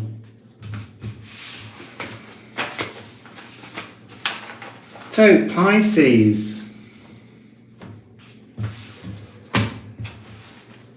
get a little bit cross and upgrade your molecules somehow. Can pull that out now. Wow, I had 84 likes and it's 4884. So,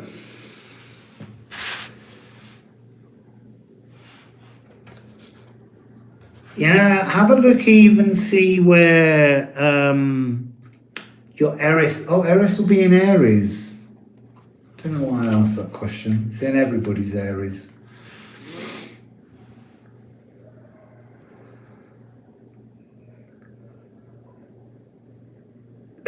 One of your bitching torches.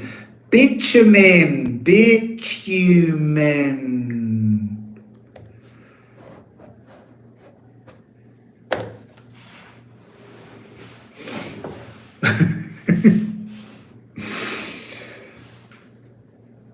So, anything else, people?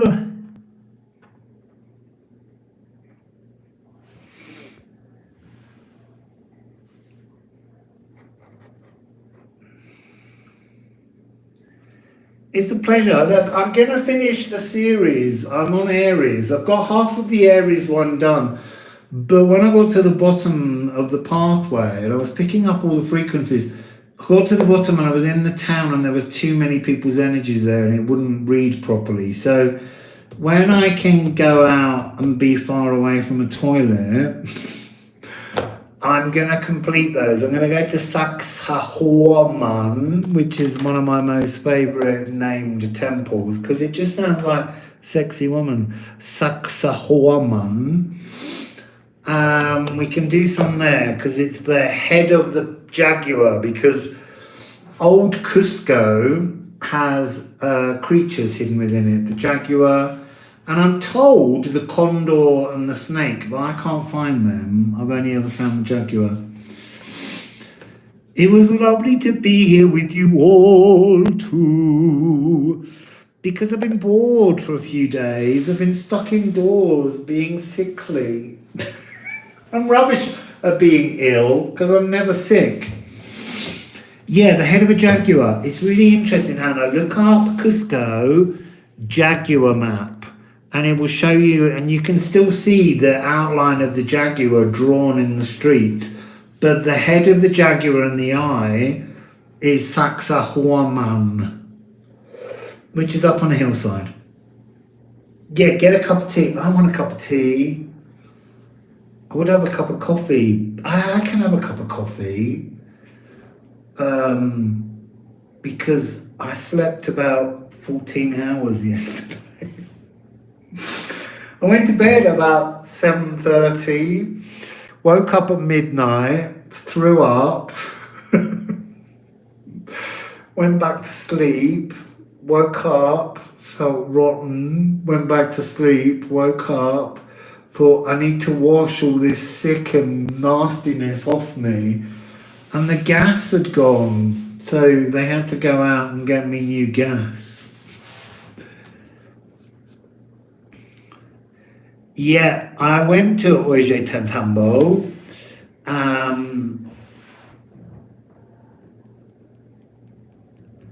It was gorgeous. I loved it. There's a video on here. Yeah, it was horrible, but you know, I saw it all as a really beneficial thing. I think I needed my characlo to awaken my body to its own spiritual awakening, because we have a kind of consciousness spiritual awakening, but recently I'm getting the message that you need a healthy body spiritual awakening as well. Yeah, it is about purging. I just don't like throwing up. I will come at some point. Yeah, I did have a lot of purging in there, but this is all still part of that purge that took place in Mexico. In Mexico, I was on my Mars line, and it was like having a war with myself.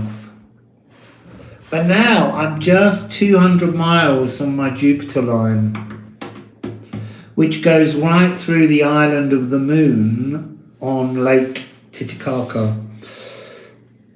And I would like to get to the island of the sun and the moon, but I've got to get into Bolivia to do that.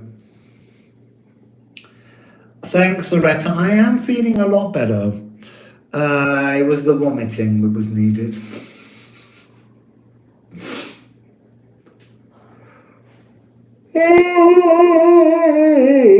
Also a little bit tired now, so coffee won't hurt. Hopefully I will be refreshed. I feel like the purging is part of my Jupiter line. I need to clear out.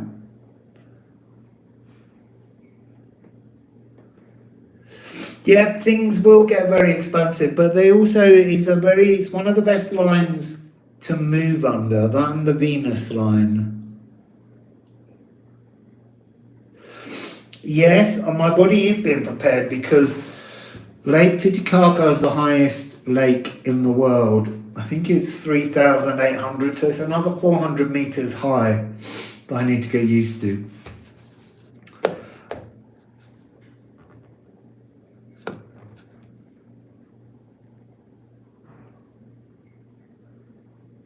So, thanks everybody. I'm going to go off, have some tea or coffee, have a bit of water.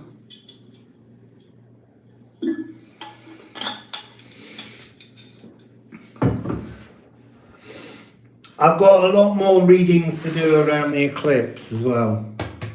I did put on my community page a thing that talks about the altars that you can go through and do. So, Nancy's Art 11, thank you too. So, beautiful people, I'll see you all very, very soon.